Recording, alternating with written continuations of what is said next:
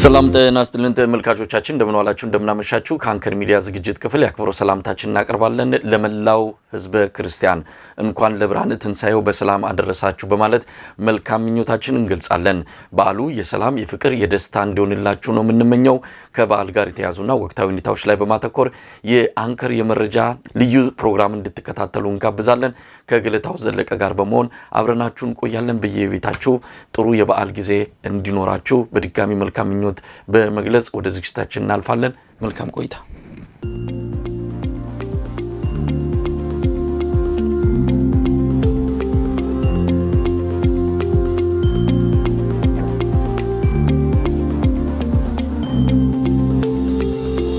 እናስተልን ገለታው እናስተልን መሳይ እንኳን ለብርሃነ ትንሣኤው አደረሳችሁ ኢትዮጵያን በሙሉ እንኳን አብራደሰን ገለታው እንግዲህ ትልቁ የኢትዮጵያ ኦርቶዶክስ ተዋሕዶ ቤተክርስቲያን በዓል የሆነው የትንሣኤ በዓል በደማቅ ሁኔታ እየተከበረ ነው ብለን አፋችንን ሞልተን ለመናገር የማስደፍሩ ነገሮች ቢኖርም አውደ ዓመት ነው የተለመደ ነው በየዓመቱ እየመጣ በደስታ የምናከብረው ጊዜ ስለሆነ እንደው በዚህ ወቅት ላይ በዚህ አስቸጋሪ ወቅት ላይም በዓሉን ለሚያከብሩት በሙሉ መልካም ምኞታችንን እንገልጻለን እስቲ ወደ አንተ ልምጣ እንዴት እያከበርክ ነው እዚህ እንግዲህ ያው በባርማዶ ምድር ኢትዮጵያን ሁለት በዓል ነው የምናከብረው የፈረንጆች ገና አለ የኛ አለ የፈረንጆች ትንሣኤ በዓል አለ የኛ አለ የፈረንጆች አዲስ ዓመት የኛ አዲስ ዓመት እንዳጋጣሚው ነው ሁለቱንም እንድናከብር የምንገደድበት ሁኔታ ውስጥ ነው ያለነውና ባለፈው ሳምንት ነው የፈረንጆቹ ኢስተር ወይም ደግሞ የትንሣኤ በዓል የተከበረው በአጠቃላይ ግን እንዴት እያከበርከው ነው ሁለቱንም በዓላት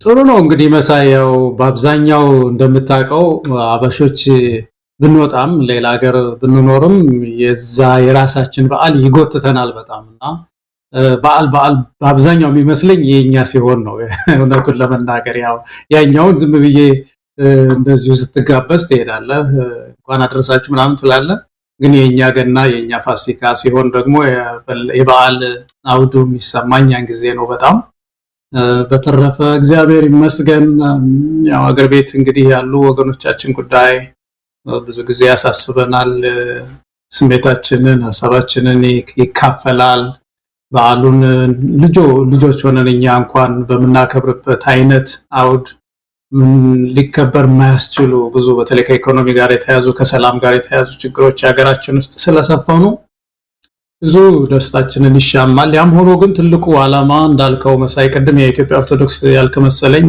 ይሄ የኢትዮጵያ ኦርቶዶክስ ብቻ በዓል ሳይሆን ፕሮቴስታንቱም ኢትዮጵያ ውስጥ ያለው ፕሮቴስታንት ይሄኛውን ካላንደር እየተከተለ ነው የሚያከብረው ካቶሊክም እንደዛው ይመስለኛል እና የሁላችን በዓል ነው ትልቅ በዓል ነው ትልቁ ነገር ጌታችን ኢየሱስ ክርስቶስ ሞትን ያሸነፈበት ተስፋን የሰጠበት ለሰው ልጆች በዓል ስለሆነ ያንን ያሰብን እንላለን መሳይ ቀደም ሲል የኢትዮጵያ ኦርቶዶክስ ተዋሕዶን ለብቻ ለመግለጽ ፈልጌ አይደለም በዓሉ ህዝበ ክርስቲያን የሚያከብረው መሆኑን በመነሻዬ መልካም ምኞትም ሲገልጽ ያንን አንስቻለሁ በኢትዮጵያ ወንጌላውያን በኢትዮጵያ ካቶሊክ በአብዛኛው ህዝበ ክርስቲያን የሚከበር በመሆኑ ለመላው የህዝበ ክርስቲያን ነው መልካም ምኞታችንን የገለጽ ነው በኤርትራም እንደዚሁ በዓሉን ለሚያከብሩ ሁሉ የሰላም የፍቅር የደስታ እንዲሆንላችሁ እንመኛለን መልእክቶችንም ከሁለቱም የሃይማኖት አባቶች ከኢትዮጵያ ኦርቶዶክስ ተዋሕዶ ቤተክርስቲያን ከወንጌላውያን ከሁሉም የሃይማኖት አባቶች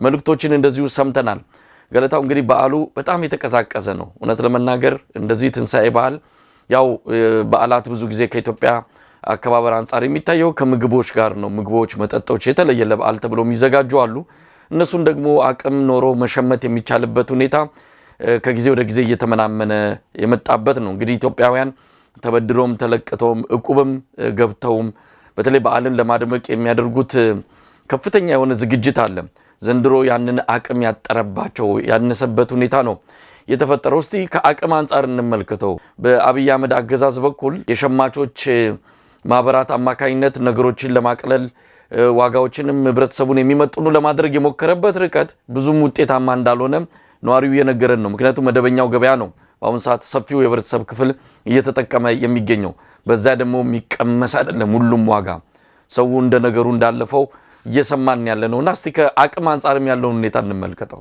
ይሄን ጉዳይ ሳስብ ቅድም እየጻፍኩ ነበረ። እኔ እንግዲህ ለመጀመሪያ ጊዜ እድሜን ከፈለግ ከካልኩሌት አድርገው፣ ግን በ1991 ዓመተ ምህረት ነው ስራ የጀመርኩት። ኮሌጅ ትምህርት ቀመስንና ጨርሰን ወደ አስተማሪነት ተመደብነው። ስራ የጀመርነው በ91 ነው 92 ነው 91 ጨረስን 92 ነው ስራ የጀመርነው እና ያን ጊዜ አንድ አስተማሪ በኢትዮጵያ አቆጣጠር ነው በፈረንጆች በኢትዮጵያ አቆጣጠር ነው 1991 በፈረንጆች አይደለም። እና በ1992 ማለት ነው። ያን ጊዜ የነበረው አንድ አስተማሪ ወደ 547 ብር ያገኝ ነው የሚቀበለው ገና ሲገባ ስራ ማለት 547 አካባቢ። ትላንት ደግሞ ሌላ ደሞዝ እየጠየቁ ነበር። ዛሬ ላይ ያለ አንድ አስተማሪ የሚቀበለው 13732 ብር ነው አሉኝ። እና የተጣራ እንግዲህ 9000 ይደርሰዋል አሉ። ያን ጊዜ እንግዲህ በ92 ያ መጀመሪያ ፍሬሽ ኮሌጅ ትምህርቱን ጨርሶ ፍሬሽ የሆነ አስተማሪ የመጀመሪያ ወር ደሞዙን እንደተቀበለ በግ ልግዛ ቢል 11 በግ ይገዛ ነበር። 11 በግ በአንድ ወር ደሞዙ ገዝቶ ከፈለገ ቤተሰቦቹ ጋር እርባታ ማድረግ ይችላል። ወይም ደግሞ እንደው ያን ያህል የሚመዝን ብቻ 11 በግ ይገዛ ነበር። የሚገርም ነገር ከዛ ጊዜ 40 ብር 50 ብር መካከለኛ በግ ጠቦት ምናምን መግዛት ይችላል። እና ይሄ ዛሬ 13000 ብር የሚያገኘው ወንድማችን የተጣራ 9000 ብር የሚያገኘው ወንድም የዛሬው 2018 ላይ 0.5 በግ ነው የሚገዛው። ሙሉዋን አይገዛም ማለት ነው። እንግዲህ ተመልከቱ ልዩነቱ መሳይ 11 በግ ይገዛ የነበረ አስተማሪ ሲቀጠር ዛሬ የሚቀጠረው አስተማሪ አንድ በግ አይገዛም። ለሁለት አንድ አስተማሪዎች ለሁለት አንድ በግ ነው መግዛት የሚችሉት። ያን ጊዜ በ92 ያልኩ ጊዜ የሚቀጠር አንድ አስተማሪ ከፈለገ አንድ መካከለኛ ላም መግዛት ይችል ነበር መሰለኝ። አንድ ላም ይገዛ ነበር ብሩ ደሞዙ። ዛሬ ላይ በ2018 ዓመተ ምህረት 0.05 ላም ነው የሚገዛው። አንድ ላም ይገዛ የነበረው ዛሬ 0.05 ማለት እንግዲህ ከላሟ ላይ ምን ያህል ስንት ኪሎ ስጋ ነው የሚያገኘው ማለት ነው መሳይ። ከ44 እስከ 45 ክትፎ መግዛት ይችላል ያን ጊዜ ከፈለገ ማለት ደሞዙ ሊገዛ ይችላል። ያን ያህል ዛሬ 7 ክትፎ ብቻ ነው የሚገዛው። 4 ኩንታል ጤፍ ይገዛ ነበር በያን ጊዜ በ92 አንድ አስተማሪ ደግሞ ሲቀጠር ዛሬ 0.7 ኩንታል ነው የሚገዛው። 2400 ዳቦ መግዛት ይችል ነበር ይገርም። ዛሬ 900 ምናምን ዳቦ ነው የሚገዛው። ዶሮ ያየኸው እንደሆነ 89 ዶሮ መግዛት ይችል ነበር ያን ጊዜ የተቀጠረ አስተማሪ። ዛሬ 4 ዶሮ ነው የሚገዛው። እንዲህ ያየኸው ይሄንን ስጽፍ ይሄ በሌላው ዓለም አልሆነም። በኢኮኖሚ ደረጃ በተለይ ሲቪል ሰርቫንቱ ነው እንግዲህ አንዱ የምናውቀው በኢኮኖሚው በጣም የተጎዳውና የገበሬውንም እንደዚህ በተለያዩ በወጪዎቹ ካልኩሌት ብናደርገው በጣም አሳዛኝ ህይወት ነው የሚኖረው። ግን ሰራተኛው በአጠቃላይ በገቢው ኢንካሙን ያየን እንደሆነ ኑሮውን የማሸነፍ አቅሙ እንዴት በዚህ ደረጃ ይወድቃል ነው። አሁን እንግዲህ እንዲህ የሆነ ሰው ስለ በዓል ስናወራ መቼም ዋናው ጉዳያችን በፋሲካ ጊዜ ምግብ አይደለም፣ መጠጥ አይደለም። እውነት ነው እንደ ሃይማኖታችን እናስበው ሌላ ሃይማኖታዊ በዓል ነው፣ ግን ደግሞ የደስታ በዓል ነው። ጌታችን ኢየሱስ ክርስቶስን ስናስብ ደስ ብሎት ይውላል ክርስቲያኑ እና በሰርጉም ጊዜ ባህላዊ ክንውኖች በሚያደርግበት ጊዜ ይሄንን ወግና ስርዓቱን ጠብቆ ባህሉን ጠብቆ የማያስኖርበት ዘመን ላይ ደርሰናል መሳይ። እና ይሄ ችግር ባለበት ዘመን ነው ትንሣኤ አይተናል የሚል አብይ አህመድ ኢትዮጵያ ትንሣኤ እያየች ነው የሚልና በጣም አዘንኩ። ይሄንን ሳይልልህ ነው መሳይ ይሄንን ያመጣሁት። ኢንካሙ በጣም ያሳዝናል።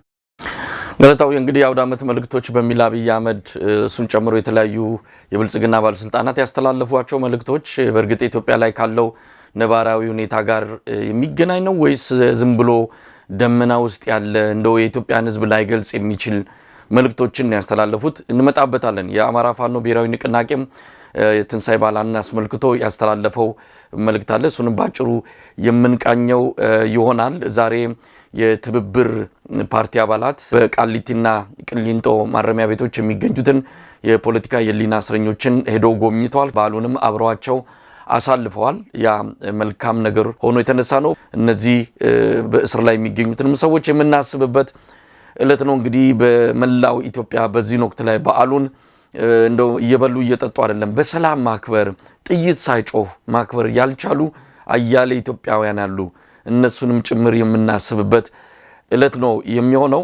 እንግዲህ ቀደም ሲል ያነሳነው ከምግብ ፍጆታና አጠቃላይ ከበዓል ዝግጅት ጋር በተገናኘ ህዝቡ ከፍተኛ ችግር ውስጥ መግባቱን ለበዓል የሚሆን አቅም የሚፈጥሩ ነገሮች በሙሉ በአብይ አህመድ ዘመን እያጣ መጥቶ አሁን ተመጽዋች ሆኖ መካከለኛ ገቢ ያለው መምህር የመንግስት ሰራተኛ በሙሉ ተሰልፎ ስንዴና ዘይት የሚወስድበት ዘመን ላይ መተናል። ይህንንም እና አብይ አህመድ በኩራትና በአሸናፊነት መንፈስ ሆነው ሊነግሩንና ሊያሳዩን ይሞክራሉ። ይሄ የኢትዮጵያ ውድቀት መሆኑን ግን ሲነገራቸው ደግሞ አይናችሁ ደም የሚለብስ በድሆች ሲረዱ የማትፈልጉ የሚል ምላሽ እየሰጡ ምናልባት ገለታው ከዚህ ጋር አያይዘን አብይ አህመድ እንደ አንድ መፍትሄ ያመጣው በሸማቾች የህብረት ስራ ማህበር አማካኝነት ብዙ ነገሮች በቀላል ዋጋና ህዝቡ በሚችለው የዋጋ መጠን እናቀርባለን በሚል በቴሌቪዥን ተከታታይ የሆነ እንደዚሁ ዲስኩርስ ሲሰማ ነበር የሰነበተው። ህዝቡ ያንን ለማግኘት ያደረገው ጥረትና ለመግዛት በሄደባቸው አካባቢዎች በሙሉ የፈለገውን እንዳላገኘ የተባለ ሁሉ ዝም ብሎ ከፕሮፓጋንዳ ያለፈ እንዳልሆነ ይልቅስ አብዛኛው ማህበረሰብ ክፍል በመደበኛው ገበያ ላይ ህልውናው የተንጠለጠለ መሆኑን ነው የተረዳ ነው። ለማንኛውም ስጋ በ650 ብር ይቀርባል በሸማቾች የህብረት ስራ ማህበር አማካኝነት ተብሎ ህዝቡ በጠዋት ነው ስጋ ለመግዛት የተሰለፈው። ነገር ግን ወዲያውኑ ጠዋትን ያለቀው ስጋው አልመጣም የሚሉ ወገኖች አሉ። አልቀረበልንም በጠዋቱ ተሽጦ አልቋል ብለውም የተመለሱ እንዳለ ነው የሚነገረውና ቴሌቪዥን ላይ ህብረተሰቡን በፕሮፓጋንዳ ካጠገቡ በኋላ የዕለት ዕለት ግን ምንም የተገኘ ነገር እንደሌለ ነው የተረዳ ነውና ገለታው የሽሮ ሜዳ አካባቢ የታየው የዛሬው የስጋ ሰልፍ ነው። እንግዲህ እንደምታየው በጣም ረጅም ሰልፍ ነው። በሌሊት ሄደው ነው ቦታ ያዙት። እንደሰማነው ከሆነ ወደ 3 ሰዓት ጠዋት በኢትዮጵያ አቆጣጠር ስጋው አልቋል ተብሎ አብዛኛው የተሰለፈው ሰው ወደ ቤቱ እንደተመለሰ ነው። ስጋም ሳይዝ ባዶ ዘንቢሉንና ፌስታሉን እንደያዘ ወደ ቤቱ እንደተመለሰ ነው የሚነገረው። ይሄ አይነት ሰልፍ በአዲስ አበባ ረጃጅም ሆነው ይታዩ እንደነበረ ሰሞኑን ከዚህ ከነዳጅ ሰልፍ ጋር ከታክሲ ሰልፍ ጋር በተያያዘ ከተማዋ ሰልፍ በሰልፍ እንደሆነች ነው መረጃዎች የሚያመለክቱትና እንዲህ አይነት ነገር ነው ያልተዘጋጁበት ያላደረጉትን ያላቀረቡትን ነገር ቀርቧልና ሄዳችሁ ጉዙ ብለው ህብረተሰቡ ሌላ እንኳን አማራጭ እንዳያገኝ አድርገው እለቱን ጾሙን እንዲውል ያደረጉበት ሁኔታ እንዳለ ነው። እንግዲህ ይህንን በቀጥታ ከህብረተሰቡ ጥቆማ የደረሰን ነው። ብዙ ቪዲዮዎች አሉ፣ ብዙ መልእክቶችን መጥተውልናል። እለቱን አስመልክቶ የተባለው ነገር ሁሉ ዝም ብሎ አየር ላይ በኖ የቀረ ነው፣ ከፕሮፓጋንዳ ያለፈ አይደለም የሚል አስተያየቶችና ጥቆማዎች ነው የደረሱንና ገለታው በበዓል ቀን እንኳን ለአንድ ቀን እንኳን ህብረተሰቡ እችን በደስታ እንዳያሳልፍ ብዙ ማነቆች ብዙ ችግሮች እንደነበሩበት ነው የተረዳ ነው። እኔ በዓል አከባበር ጉዳይ መሳይ በጣም ብዙ በጣም አስገራሚ የሆኑ ልምዶችን ሁሉ ይዘው የመጣ ፓርቲ ነው ይሄ ብልጽግና የሚባል። በጣም ይሄ ቋንቋው ራሱ እንዴት ነፍስህ የምትጠላውን ቋንቋ ነው የሚጠቀሙት። አሁን ይሄ ማዕድ ማጋራት የሚባል ቋንቋ አላቸው። አብይ ከመጣ የተጀመረ ነገር ነው። ዝም ብሎ አስተማሪን የሚያክል ክብረ ነክም እኮ ነው። መምህር በጣም የተከበረ ነው። ሐኪም በጣም የተከበረ ሙያም ነው። ማንኛውም ኢትዮጵያዊ ዲግኒቲ የሚባል ነገር አለ አይደለም? ይሄ ሰብአዊ ክብር። እስቲ ቤተ መንግስት ድረስ ጠርቶ አንድን ሰው ሁለት ከረጢት ስንዴና 5 እንቁላል ከጎኑ አስይዞ ፎቶ ማንሳት፣ እዛ ላይ ንግግር ማድረግ፣ ያንኑ አሸክሞ ደግሞ ወደ ቤት ሂድ ማለት ከቤተ መንግስት ተመልከት ድረስ ምንድነው ይሄ? እንደዚህ አይነት ክብረ ነክ የሆነ ነገር ለምንድነው የሚሆነው? እዛ ቤት ውስጥ ሰው የወርቅን ይሸለም አይደል ሄደው ቤተ መንግስት። ይሄንን ማድረግ ከፈለገ የጠቅላይ ሚኒስትር ጽሕፈት ቤት በየቤቱ አያዞርም? እስቲ አንድ የሆኑ መኪናዎች ምንድነው እንደ አይሱዙ ምናምን የሚባሉ አሉ አይደለም? እነሱን አድርጎ መዝግቦ የሚሰጣቸውን ቦታዎች ሄዶ በቤታቸው ሰው ሳያይ እንደው እንኳን አደረሳችሁ ብሎ በር አንኳኩቶ መስጠት አንድ ነገር ነው። ቤተ መንግስት ድረስ ጠርቶ አሸክሞ መላክ ይሄ በጣም ክብረ ነክ ነው። እና ይሄ ከየት አመጡት እነዚህ ሰዎች እንደዚህ አይነት ነገር? ጋዋን ለብሶ አሁን አስተማሪ ያዋላች አስተማሪ ስለነበር በጣም ስሜት ይጎዳል እኮ እንደዚህ አይነት ነገር። እንደው ባልወስድ ይሻለኛል ነው የምትለው እኮ። ያው በዛ ሁሉ ሰው ፊት የተጋለጠው ሰው ፎቶ እያነሳ ደግሞ የሚለጥፈው ማን ነው? የራሱ የጠቅላይ ሚኒስትር ምን እንደዛ የሚያደርገው የሚገርም ነው። በነገራችን ላይ ገለታው ያ መምህር አይደለም፣ የጠቅላይ ሚኒስትሩ ጽሕፈት ቤት የምንድነው ሼፍ ነው የሚል ማስተባበያ በብልጽግና ሚዲያዎችና የዲጂታል ሰራዊቱ አማካኝነት ሲሰጥ አይቻለውና ለማስተባበያ መተው ነበርና የትኛውም ሙያ ይሁን የትኛውም ሼፍም የተከበረ ሙያ ነው። ያም ቢሆን ከነጓኑ እንዲመጣ የተደረገበት ሁሉም በመደበኛ ልብሱ በስራ ልብሱ እንዲመጣ የተደረገበት ሁኔታ ነው ያለውና እንደው ለማምለጥም ለማስተባበልም የሚመጡት መንገድ በራሱ ጠልፎ የሚጥላቸው ነው የተገኘው። ገለታው እዛው ቤተ መንግስት ውስጥ የሚሰራ ሼፍ ምግብ በሞላበት ቦታ ውስጥ ነው ሁለት ከረጢት ስንዴ የቸገረው ማለት ነው። እሱም እዛ ምን አይነት ምድር እንደሆነች እኮ ምድሪቱ በጣም ያሳዝናል። መሳይ እኛው የወንድማችን ነው አሁን ያልከው ነው ምንድነው ሼፍ ይሁን ነርስ ይሁን አስተማሪ ይሁን ማንኛውንም ሰው ዲግኒቲውን ሰብአዊ ክብሩን ኢትዮጵያዊ ኩራቱን ለምንድን ነው የሚነካው ነው እኛ ጥያቄ። አስተማሪ ስለሆነ አስተማሪነታችን ይቆጨናል። እዚህ ደረጃ እንዴት ይዋረዳል? ማንኛውም ሰራተኛ ቢሆን በተለይ ደግሞ እዛ ውስጥ የሚሰራ ከሆነ ምግብ ተርፏል በሚባልበት ቤተ መንግስት ውስጥ እሱም ሁለት ከረጢትና 1 ሊትር ዘይት ይቸግረዋል ማለት ነው። እዛ ውስጥ ያስርቡት ይሆን እሱንስ መሳይ በጣም እኮ የሚያስገርም ነገር ነውና እንደዚህ አይነት ክብረ ነክ ነገር የሆነ ልምምዱ ከሁሉ በላይ ይሄንን እንደ ትልቅ ነገር ይሄ ወርቁ አይተነው የሚባሉ አሉ አይደለም ሀብታም እሳቸውስ ቢሆኑ ያደርጉታል ይሄንን ብለህ ታስባለህ መሳይ? አሁን በጣም አንድ ሀብታም ሰው እንደዚህ ሁለት ከረጢት እና 1 ሊትር ዘይት አሲዞ ፎቶ ተነሱልኝና ይሄንን ለፕሮሞሽን ወይም ደግሞ ለምን ልጠቀምበት ይላሉ። እንደዚህ አይነት ሀብታሞችስ እንኳን ያገሪቱን የሚመራ ሰው በጣም ያሳዝናል። እና ይሄንን ሳይ አዝናለሁ በእውነት ክብራችን ነው። ሌላው በጣም ደግሞ ክብረ ነክ ነገር መድፍ መተኮስ ነው መሳይ። ያው ከእርዳታው ጋር ያያዝ ይችላል። በትንሳኤ በዓል ለቤተክርስቲያን ስለምን ዝም አለች የሚለው ነገር ይገርመኛል። ወዴት ነው የሚተኮሰው መድፍ እንዴ? ለጌታችን ለኢየሱስ ክርስቶስ ትንሳኤ መድፍ ምን ብለን ነው የምንተኮሰው? እስቲ እንደ ሀገር ማለት ነው እንደ ኔሽን።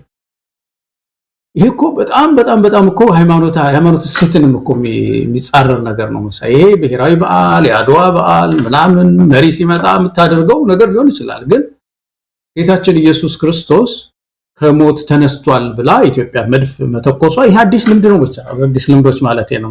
ያው የሸማቾች የተነሳው ነገር መሳይ ውሸት ነው። ሸማቾች ብዙ ጊዜ ለፖለቲካ ፍጆታ ነው የሚጠቀሙበት። እኛም እዛ በነበርንበት ጊዜ እንደዚሁ እንደ ህብረት ሱቅ ምናምን ይቋቋማል፣ የተወሰኑ ሰዎች ተረዱ ይባላል። ነገር ግን አብዛኛው ህዝብ አይታቀፍም። ከሁሉም በላይ ግን ይሄ ኔሽን ዋይድ ነው ወይ ማለት በኢትዮጵያ ውስጥ በአጠቃላይ በሁሉም የኢትዮጵያ ክልል ግዛቶች ውስጥ ይሄ ህብረት ሱቅ ተቋቁመው የኢትዮጵያ ህዝብ በበዓል የሚገባውን እንዲያገኝ ተደርጓል ወይ ነው ወይስ አዲስ አበባ ብቻ ነው ሰልፍ የሚያሳዩት ወይም ደግሞ የተወሰኑ ቦታዎች ላይ ብቻ ነው በቴሌቪዥን ህዝቡን የሚያሳዩት የሚለው መታየት አለበት። ግን አንድ የሚያሳይ ነገር አለ። ሸማቾች በጣም ከሰፋ መንግስት ሁሉ በቴሌቪዥን አይዟችሁ ሸማቾች ደርሷል የሚል ከሆነ ለሰራተኛው የተወሰኑ ሁለት ከረጢት ስንዴ አዘጋጅቶ የሚያደርገው ምንድነው የሚያሳየው? ከፍተኛ የሆነ የኑሮ ችግር አለ ማለት ነው በምድሪቱ ውስጥ። ሰው ከየትኛውም ሱቅ ከፍሪ ማርኬት ወይም ከነፃ ገበያው ገዝቶ መኖር የማይችልበት ትዳሩን የማሸነፍ አቅሙ ደቋል ማለት ነው። ህዝባችን ድህነታችንን ጥልቀት እኮ ነው የሚያሳየው።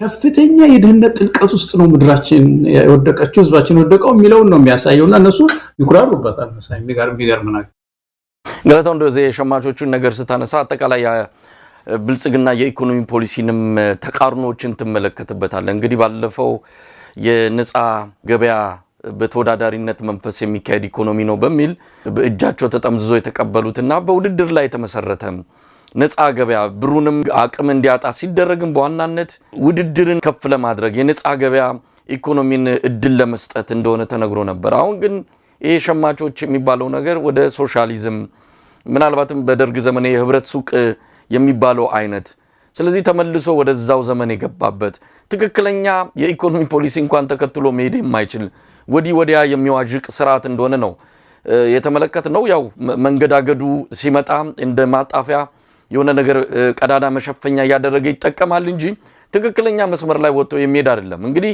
የሸማቾች የህብረት ስራ ማህበር አቋቁመ ለነሱ በሙሉ እህሎቹም ምርቶቹም እንዲራገፉ አድርገ በመደበኛ ዋጋ ለመንግስት ግብር እየከፈሉ የሚሸጡ ደግሞ ሌሎች አሉ። እነሱን ከጫውታ ውጭ ማውጣትም አይነት ነገር ታለ። እኔ ህብረተሰቡ አይጠቀም አይደለም፣ ህብረተሰቡ መጠቀም አለበት።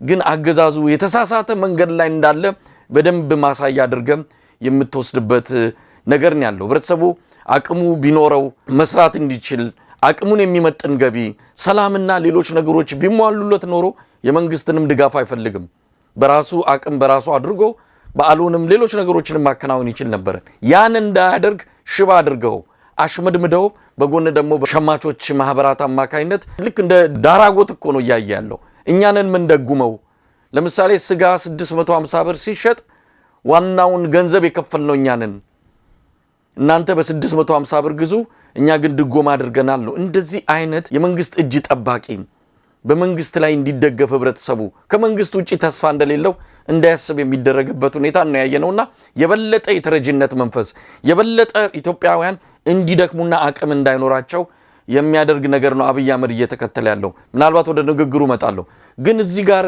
የሆኑ መጣረሶችና ተቃርኖች አይታዩም ምንድነው መሳይ አንድ ነገር አሁን አንድ በኩል ይሄ ፕሮግራም የሚያጋልጠው ከፍ ሲል ያልከው እነሱ እንደሚሉት ሀገሪቱ እየበለጸገች የሰራተኛው የገበሬው የነጋዴው ኪስ እየደለበ ኢንካሙ ወይም ገቢው እየጨመረ እንዳልመጣ የሚያሳይ ነው ይሄ ፕሮግራም ምክንያቱም ከፍተኛው ህዝብ መግዛት አቅም ስላጣ የሆነ አፎርድ ሊያደርገው ወይም ደግሞ ሊገዛበት የሚችለው ተቋም መፈጠር አለበት የሚያስብል ፕሮግራም ውስጥ እንዲገባ መንግስት የሚያደርገው ይሄ የህብረተሰብ የመግዛት አቅም እየደከመ መሄድ ነው እና በዚህ ጊዜ እንደዚህ አይነት ችግር ሲፈጠር እንደነዚህ አይነት ተቋማት መፈጠር አለባቸው ብያምናለሁኝ ግን ትልቁ ችግር ምንድነው ነው ወይ ነው እነዚህ ህብረት ስራ ምንድናቸው ህብረት ሱቅ ነው የሚባሉት እነሱ ተፈጥረው የህብረተሰቡን ችግር እየፈቱ ነው ወይ ያገለገሉት ነው ወይ ለክፉ ጊዜ ማለፊያ አሁን ህብረተሰቡ መግዛት ስለማይችል ያገለገሉት ነው ወይ የሚለው ነው መጠየቅ ያለበት እና ደግሞ በመላው ኢትዮጵያ ውስጥ ተግባራዊ ነው ወይ ይሄ እስከመቼስ ይቆያል የሚለው ነው እንጂ ከኢኮኖሚው ጋር ከሚያወሩት ነገር ጋር ጨርሶ የተቃረነ ነገር ነው ለከነ መሳይ የበለጸገች ሀገር ፍሪ ማርኬት ምንድነው ደግሞ ይሄ ማክሮ ኢኮኖሚ ማሻሻያው ሰው ገበያው እንዲነቃቃ አድርጎታል ምን ይሉታል ግን አብዛኛው ህዝብ እንደዚህ አይነት ሱቆች ከተገኙ ወደዚህ ነው ማዘንበል የሚፈልገው ምክንያቱም እዛኛው ነፃ ገበያው ላይ ሄዶ ተወዳድሮ መግዛት ስለማይችል ማለት ነው ተቃርኖው እንዳለ ሆኖ ይሄ ፕሮግራም የግድ ማንም መንግስት ቢመጣ አሁን በዚህ ሰዓት ማንም ቢመጣ ይሄን ክፉ ጊዜ ማለፍ የሚቻለው ሰብሲዳይዝ መደረግ አለበት መደጎም አለበት ህብረተሰቡ ትንሽ ኪሱ እስኪ ዳብር ድረስ የሚል ነገር ነው እዚህ ላይ ያለኝ አስተያየት መሳይ ገለታው እንግዲህ ከአውደ ዓመት በዓል ጋር በተያያዘ ያው አብይ አህመድ ዘውትር የሚያደርገውን የመልካም ምኞት መግለጫ በዚህ በዓል ላይ አድርጓል ያው የስቅለቱንም የትንሳኤውንም በዓል አስመልክቶ እንደዚሁ መልእክት ያስተላለፈበት ነው እስቲ መልእክቱን እንዴት ተመለከትከው ያው ተደጋጋሚ ስለሆነ አንድ አይነት ስለሆነ አብይም ስለሆነ ብዙዎቻችን ሙሉን ጨርሰን ለመከታተል አልቻልንም በተወሰነ ደረጃ አንዳንድ ሐሳቦችን ለመውሰድ ሞክሬያለሁ ያው ከሞላ ጎደል አንብቤዋለሁ ማለት ይቻላል መልእክቱ ያው እንደተለመደው ሃይማኖትና መንግስት ልዩነት የሌለበት ሁሉም የሃይማኖት መገለጫዎች በዚህ ወቅት የሚደረጉ ነገሮች በሙሉ ከመንግስት ስኬትና ከመንግስት ተስፋ ጋር ተቆራኝተው እንዲቀርቡ ያደረገበትንም ነው በዚህኛውም መልእክቱ ላይ ያየነው ግን እንዴት አየው ሁለት ነገሮችን ማንሳት ከተቻለ ነው አንደኛ የዘንድሮ ትንሳኤን የምናከብረው ሀገራችን ኢትዮጵያ በሚያልፍ ፈተና ውስጥ እንዳለች እያሰብን ነው ይላል አብይ አህመድ በሚያልፍ ፈተና ውስጥ እንዳለች እያሰብን ነው የሚል ነው ኢትዮጵያ መቃብሩን ከፍተዋለችም የሚል ቃል በቃል የጠቀሰውንም እንደዚሁ ተመልክቻለሁ እነዚህን ሁለቱን ሐሳቦች ነው የወሰድኩት መንገዳችን ሩቅ ነው ፈተናችን ብዙ ቢሆንም እንደርስበታለን ኢትዮጵያ ትንሳኤዋን ልትጨብጥ ከጫፍ ደርሳለችም ብሎ ባዶ ተስፋ ለህዝቡ ዘንድሮም እንዲሁ እንዲሰማ አድርጓል ግን እንዴት አየው በደፈናው ተመስገን ጥሩነህም ከዚህ ብዙ ያራቀ መልእክቶችን ያስተላለፉት ሁሉም ከመጽሐፍ ቅዱስ የሆኑ ቃላቶችን እየወሰዱ የሆኑ መልእክቶችን ሐሳቦችን እየወሰዱ ከነሱ የተንሻፈፈና የተወላገደ የፖሊሲና አካሄድ ጋር እያገናኙ የመልእክት ያስተላለፉበት ሁኔታ በፓርቲ ደረጃ የታሰበበት ሁላችሁም ከበዓሉ ጋር የተገናኘ መልእክት አስተላልፉ ተብሎ መመሪያ የተሰጠ እስኪመስል ድረስ ነው አንድ አይነት የሆነ መልእክት የተላለፈውና እንደውም አንዳንዶች ተመሳሳይ የሆነ መልእክቶች ከጠቅላይ ሚኒስትር ጽህፈት ቤት ለተለያዩ ባለስልጣናት በስማቸው እንዲወጣ ተደርጎ እንደሆነም አስበው የገለጹ ወገኖች አሉ ምክንያቱም የቃላት አጣጣል የመልእክቱ የሐሳቡ ፍሰት አንድ አይነት ከመሆኑ ጋር ተያይዞ ብልጽግና ለተለያዩ ባለስልጣናት ያዘጋጃቸው መልእክቶች ነው በስማቸው እንዲወጣ የሚልም ሐሳብ የሰጧሉ። ይሄ ትክክለኛ ስለመሆኑ በእርግጥ በማስረጃ የምናስረግጠው አይደለም። ለማንኛውም እንዴት አየኸው? አብይ አህመድ ዘንድሮም ትንሳኤው ኢትዮጵያ ቀርባለች፣ መቃብሩን ከፍታለች ይላል። የአብይ አህመድ ልዩ ነገር በጣም ልዩ ነገሩ አንዱ ይሄ ባህልንና የሃይማኖት ጊዜያትን አውዶችን እየጠበቀ ከቁርአን ይጠቅሳል። በቁርአን በሙስሊሙ በዓል ጊዜ ከክርስቲያኑ ደግሞ መጽሐፍ ቅዱስን ይጠቅስና በዛ ላይ የፖለቲካ ትንታኔ አሽሙር ከፈለገ ደግሞ በአሽሙር ለመስደብ ከፈለገ መጽሐፍ ቅዱስን ይጠቀምበታል፣ በዓላትን ይጠቀምባቸዋል። ሊያሞግሰው የፈለገውንም ሰው ከዛው ከመጽሐፍ ቅዱስ ይጠቅሳል፣ ከዛው ከቁርአን ይጠቅሳል። እና ይሄ በእነዚህ በማንነት ፖለቲካ በሚያጠኑ ሰዎች ኢንስትሩሜንታሊስት ይባላሉ፣ መሳሪያ የሚያደርጉ ማለት ነው። ባህልን ሃይማኖትን መሳሪያ አድርገው የፖለቲካ ስራ የሚሰሩ ማለት ነው፣ ኢንስትሩሜንታሊስት ይባላሉ። እና አብይ እንደዚህ አይነት ባህሪ እንዳለው ብዙ ጊዜ አንስተናል። ኢንስትሩሜንታሊስት ናቸው፣ መሳሪያ ያደርጋሉ ማለት እንግዲህ ይሄ አንዱ መሳሪያው ነው። ፋሲካ መጣለት፣ የትንሳኤ ላይ የሚጠቀሱ ቃሎች አሉ። አንዱ መቃብር ነው። ጌታችን ኢየሱስ ክርስቶስ ሞትን ድል አድርጎ የተነሳበት ነው። ይችን ቃል ተጠቅሞ መጥቶ ኢትዮጵያ መቃብር ከፍታለች ይላል። መቃብር ከፍታ ምን እየሆነች ነው ያለችው? አሁን እንግዲህ ይሄ ጉዳይ ምንድነው የሚያደርገው መሳይ ተመልከቱ። ይሄ ትንተና ይሄ ትርክት በቀጥታ የሃይማኖቱን ትርክት የሃይማኖቱን አንኳር መልእክቶች ስለሚነካ አንደኛ ሃይማኖት ያቆሽሻል። በዚህ ሰዓት ሰው ስለ ጌታችን ኢየሱስ ክርስቶስ እያሰበ ስለ መዳኑ እያሰበ ስለ ትንሳኤው እያሰበ እንዳይውል ይሄ ነው የአብይ አህመድ አጀንዳ የሆነና መቃብሩ የተከፈተው ለምንድን ነው ብሎ ሌላም ሰው ብዙ ነገር ስፔኩሌት እንዲያደርግ ያደርገዋል። እኛም ይሄን ወሰደን እኮ ወደዛው የትኛው መቃብር ነው የተከፈተው ኢትዮጵያ ውስጥ የሚል ጥያቄ ያስነሳል። በእርግጥ አብይ አህመድ እንደሚለው ኢትዮጵያ ትንሳኤዋን እያየች ነው። አብይ አህመድ ወደ ስልጣን ከመጣ ጊዜ በኋላ የትንሳኤ ጊዜ ሆኖላታል። በታሪክ ነው ትንሳኤ ያየችው፣ በኢኮኖሚ ነው ትንሳኤ ሆነልን። ቅድም ያልነው የደሞዝን ጉዳይ ያነሳን እንደሆነ ያ መምህር አሁን ትንሳኤ ሆኖለት ዛሬ ኑሮ ተሻሽሎ ነው ያለው። ገበሬው ትንሳኤ ሆኖለታል። እናቶች ትንሳኤ ሆኖላቸዋል። ወጣቶች ትንሳኤ ሆኖላቸዋል። ለእንድን ጠይቅ ያደርገናል የኢትዮጵያ ትንሳኤ። መቃብር ተከፈተስ የሚባለው በእርግጥ ኢትዮጵያ አንሰራራች ተነሳች፣ በአካባቢው ተጽዕኖ አጎላ ወይስ ብዙ ወንድሞቻችን አጣን? በአብይ አህመድ ዘመን ስንት ሚሊዮን ህዝብ ነው ያለቀው? 1 ሚሊዮን ህዝብ በሰሜን ጦርነቱ በትግራይ ጦርነት ብቻ አለቀ የተባለባት ምድር ናት። እንደዚህ መቃብር አፉን የከፈተበት ዘመን አለ በኢትዮጵያ ታሪክ ውስጥ? ወንድም እህቶቻችንን ሁሉ የበላበት የዋጠበት ዘመን መሰለኝ። ብዙ እናቶች ያነቡበት ዘመን። እስቲ ታሪክ ይታይ። እስቲ ወደ ኋላ አንዳንድ ቪዲዮዎች ቢታዩ የትግራይ እናቶች እንባ፣ የአማሮች እናቶች እንባ፣ የኦሮሞ እናቶች እንባ፣ የጋምቤላ እናቶች እንባ፣ የቤንሻንጉል እናቶች እንባ። ይሄ ሰው ወደ ስልጣን ከመጣ በኋላ ስንት ወጣቶች ናቸው የተቀበሩት? ስንት ሰው ነው? በእርግጥ መቃብር አፉን ከፍቶ ያየንበት ዘመን እንደዚህ የለም መሳይ። እና አብይ አህመድ የተጠላበት አንድ ሚስጥር አለ መሰለኝ። አብይ አህመድ ሰው በየቀኑ ጥላቻ እንዲጨምር ያደረገው አንዱ ትልቁ ሚስጥር በተቃራኒው ስለሚናገር ነው መሰለኝ።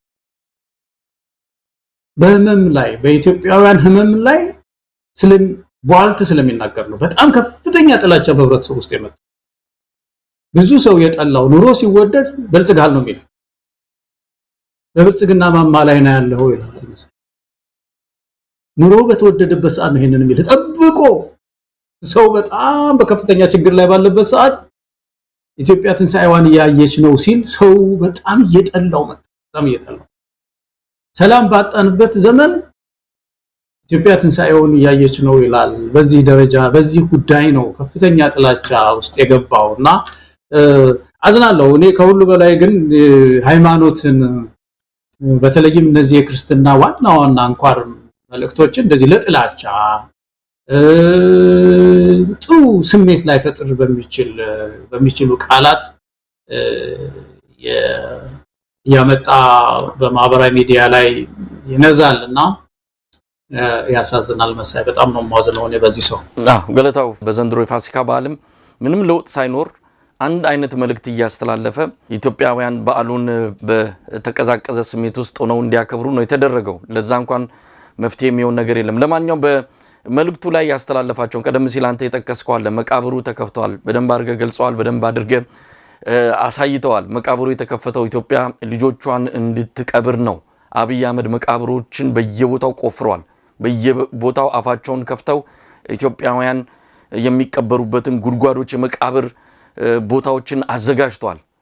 በዚህም በየቦታው ዛሬን ጨምሮ በድሮን የሚመቱ በከባድ መሳሪያ የተገደሉ ህይወታቸውን የሚያጡ ኢትዮጵያውያን ቁጥር በከፍተኛ ሁኔታ ጨምሯል። ምናልባት መቃብሩ ተከፍቷል ሲል አብይ አህመድ ወደ ትንሣኤ እየሄድን ነው የሚል ሊሆን ይችላል። በመሬት ላይ ያለው ሀቅ ግን ኢትዮጵያውያን እያለቁ ነው፣ የመቃብር ጉድጓዶች ተቆፍረው ኢትዮጵያውያን ወደዛ እየገቡ ነው የሚል ትርጓሜ በትክክል እንዳለው ነው የምንረዳው። ገለታው በተለይ በዚህ በእስር ቤት፣ በሆስፒታል፣ በተለያዩ ቦታዎች አስቸጋሪ በሆኑ ቦታዎች ላይ ስለሚገኙ ኢትዮጵያውያንም ማሰብ ይኖርብናል። ቢያንስ ድጋፍ የሚያደርጉ ወገኖች እንዳሉ ከዚህ ገንዘብ ልከው ለቤተሰቦቻቸው መጠነኛ የሆነ የበዓል መዋያ ያደረጉ ግለሰቦች አሉ። እንደው በስም መጥቀስ አስፈላጊ ስላልሆነ ነው እንጂ አብዛኛው በእስር ቤት የሚገኘውን በተለይ ከፖለቲካና ከሊና እስር ጋር በተያዘ እነዚህን ለማገዝ የተደረገውን ጥረት በቅርበት አውቃለሁ። ዛሬ ደግሞ የትብብር የፖለቲካ ፓርቲ አመራሮች የኢሃፓ፣ የእናት ፓርቲ እንደዚሁም የመኢአድ አመራሮች ወደ እስር ቤቶቹ በመሄድ የሊናና የፖለቲካ እስረኞችን ከባህሉ ጋር አብረው ያሳለፉበት እንደሆነ ነው የተረዳነው። እስቲ እዚህ ላይ የተወሰነ ነገር ማለት ቢቻል ወደ አባ ሳሙኤል እስር ቤት ተወስደው እዚህ በበዓል ወቅት ላይ በረሃብ እንዲቀጡ የተደረጉ የፖለቲካ እስረኞችም እንዳሉ ሰምተናል። ሰሞኑን ይህንን የተመለከተ መረጃም ለህዝብ አጋርተናል። እንዲህ አይነት ጭካኔ ተግባር የሚወሰድባትም ሀገር ናት በብልጽግና ፓርቲ አማካይነት። እነዚህን ወገኖች እስቲ ዛሬ እናስባቸው። በየእስር ቤቱ፣ በየሆስፒታሉ፣ በየጦር አውድማው ከፍተኛ ችግር ውስጥ ያሉ ነገር ግን የትንሣኤ በዓልን በዚህ ስቃይ ውስጥ ሆነው እያከበሩ ያሉ ኢትዮጵያውያን ቁጥራቸው የትየለሌ ነው። የኢትዮጵያን ባህል የኢትዮጵያን እሴት ያከበረ መሪ ቢኖረን ኖሮ መሳይ እንደዚህ አይነት በዓላት አሁን ህብረተሰብን የሚያቆስል መልእክት ሳይሆን መላክ የነበረበት ለምሳሌ ፋሲካ፣ ገና የሙስሊሙን በዓል ሲሆን፣ አዲስ ዓመት ሲሆን እስረኞችን መፍታት፣ ለምሳሌ ምህረት ማድረግ፣ ምህረት ታላቅ ምህረት መንግስት አዋጅ ነጋሪት ቢያወጣ ሽረት ይመጣል፣ ህብረተሰብ ደስ ብሎት ይውላል። መሳይ በኢህአዴግ ጊዜ የተለመደ ነበረ። እውነት ለመናገር አሁን የሚታሰር እንጂ የሚፈታ የለም። በደርግም ይደረግ ነበር። አሁን ደርግ አዲስ ዓመትም እንደዚህ አልፎ አልፎ ሲመጣ በምህረት ከነከለ የተለቀቀው የሚባል ነገር አለ እና ይሄ ህብረተሰብ እንደው ደስታው ደስታ ሲሆን የምትመራው ህብረተሰብ ደስታው ደስታዬ ነው ሲል ነው የሚመጣው። ይሄ ነገር ወደ ልቡ የሚመጣው አንድ መሪ የህብረተሰብ ደስታው የሆነ እንደሆነ አና ጎሜዝ ባለፈው ኢትዮጵያ የመጣች ጊዜ የተናገረችው ነገር በጣም ያስገርመኛል። አዲስ አበባ መጣ ነበር ታስታውሳለህ አይደለም? ያኔ ለውጥ ምናምን የተባለበት ጊዜ እና እዛ ላይ ስትናገር ደስ ብሎኛል አለች እና ለምን ደስ እንዳለኝ ታውቃላችሁ? እናንተ ደስ ስላላችሁ ነው አለች እና በጣም ልቤ የተነካው። እናንተ ደስ ስላላችሁ እኔም ደስ ብሎኛል አለች። እንግዲህ እቺ ሰው ውጭ ሀገር ሰው ናት እና ህመማችንን ስላየች በተለይ በዛ በምርጫ 97 ጊዜ ከህብረተሰቡ ጎን የቆመች ጀግና ሰው ናት እና እኛን ደስ ስላለን እሷ ደስ ብሏታል መሰለኝ። እቺ ውጭ ሀገር ሰው በጣም ደስ ፈንጥዛ ነው። ሰው መሪ የኢትዮጵያ ህዝብ ደስ ሲለው ደስ ይለኛል የሚል ሰው ይሄንን ያደርግ ነበረ። በምህረት ሊለቃቸው የሚገቡ የፖለቲካ ምህዳሩ እንዲሰፋ ማድረግ፣ እንደዚህ አይነት ዜናዎች፣ አዋጆች ማድረግ ነበረ እና የበለጠ ሰው ሲታሰር ነው የምትሰማው። ሲደበደብ ሲታሰር ነው የምትሰማው እና እነዚህ የፖለቲካ ሰዎች ያደረጉት እሴትን የጠበቀ ነው ለማለት ነው። የኢትዮጵያን እሴትን ኪያስ ይሄ ነው። ሄደን እንደ ክርስትና እምነት ተከታይ አንድ ቫልዩ የሚባለው ይሄ ነውና መጠየቃቸው ትልቅ ነገር ነው። ኢትዮጵያን በሙሉ ይሄንን ያደርጋሉ። መሳይ አሁን ወደ ሚዲያ ባይወጣም ብዙዎች በዚህ ሰዓት ወደ እስር ቤት ሄደው የታሰሩትን ይጠይቃሉ። በጋዜጠኝነታቸው በሰብአዊ መብት ተሟጋች እኛም እናውቃቸዋለሁ አይደለም መሳይ? በጣም እንደው ሀገራቸውን የሚወዱ በእውነት የዚችን ምድር አብይ እንደሚለው አይደለም ትንሣኤዋን የሚናፍቁ ሰዎች ለዛ ሌት ከቀን የሚሰሩ ሰዎች ዘብጥያ ነው ያለው። አንዱ አባ ሳሙኤል የሚባል ነው፣ አንዱ ሌላ ቃሊቲ ይሉሃል አንዳንድ ጊዜ ደግሞ ቃሊቲ ጠፋ ሌላ ቦታ ነው ይሉሃል እንደዛ የሆኑባት ምድር ናትና ኢትዮጵያውያን እንግዲህ ሴታችንን ጠብቀን መጠያየቅ እነዚህ የፖለቲካ ፓርቲዎች መሪዎች እንዳደረጉት መጠያየቅ በህንክፉ ጊዜ በመተሳሰብ ማለፍ መልካም ነገር ነው የሚሆነው ማለት ገለታው እንዳንዘነጋቸው በተለይ አብይ አህመድ ከመጣ በኋላ በከፍተኛ መጠን ቁጥሩ እየጨመረ ያለው የሀገር ውስጥ ተፈናቃይ በየመጣለያ ጣቢያው የሚገኘው በትንሹ ቁጥሩ ከ4 ሚሊዮን እስከ 5 ሚሊዮን ይደርሳል የቁጥሩ ጉዳይ አይደለም ግን አሁንም እነዚህ በመጠለያ ካምፖች ውስጥ ነው ያሉት ከለት ወደ ለት ኑሯቸው እየከፋ ድጋፍ የሚደረግላቸው ሁኔታ እየቀነሰ በመምጣቱ ለከፍተኛ የህልውና አደጋ የተጋለጡ መሆናቸውን እየሰማን ነው አንድም ቀን ሄዶ ጡቅና ሰጥቶ እንኳን አይዟቸው ያለበት ጊዜ የለም ምናልባት ለምን በዚህ ደረጃ ተፈናቃዮች ላይ እንዲህ አይነት አቋም እንደያዘ ምናቀው ነገር የለም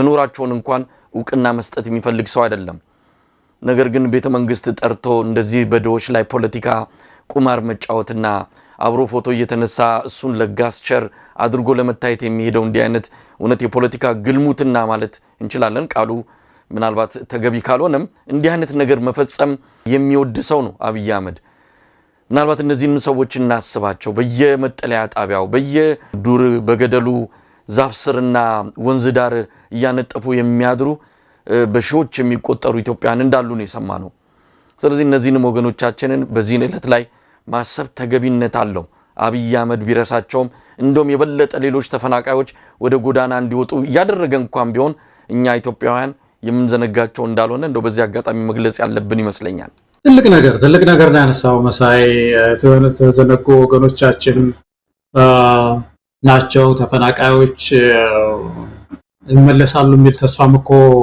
የለም አሁን አንዱም ምረጡ ተብሏል እዛው ባላችሁበት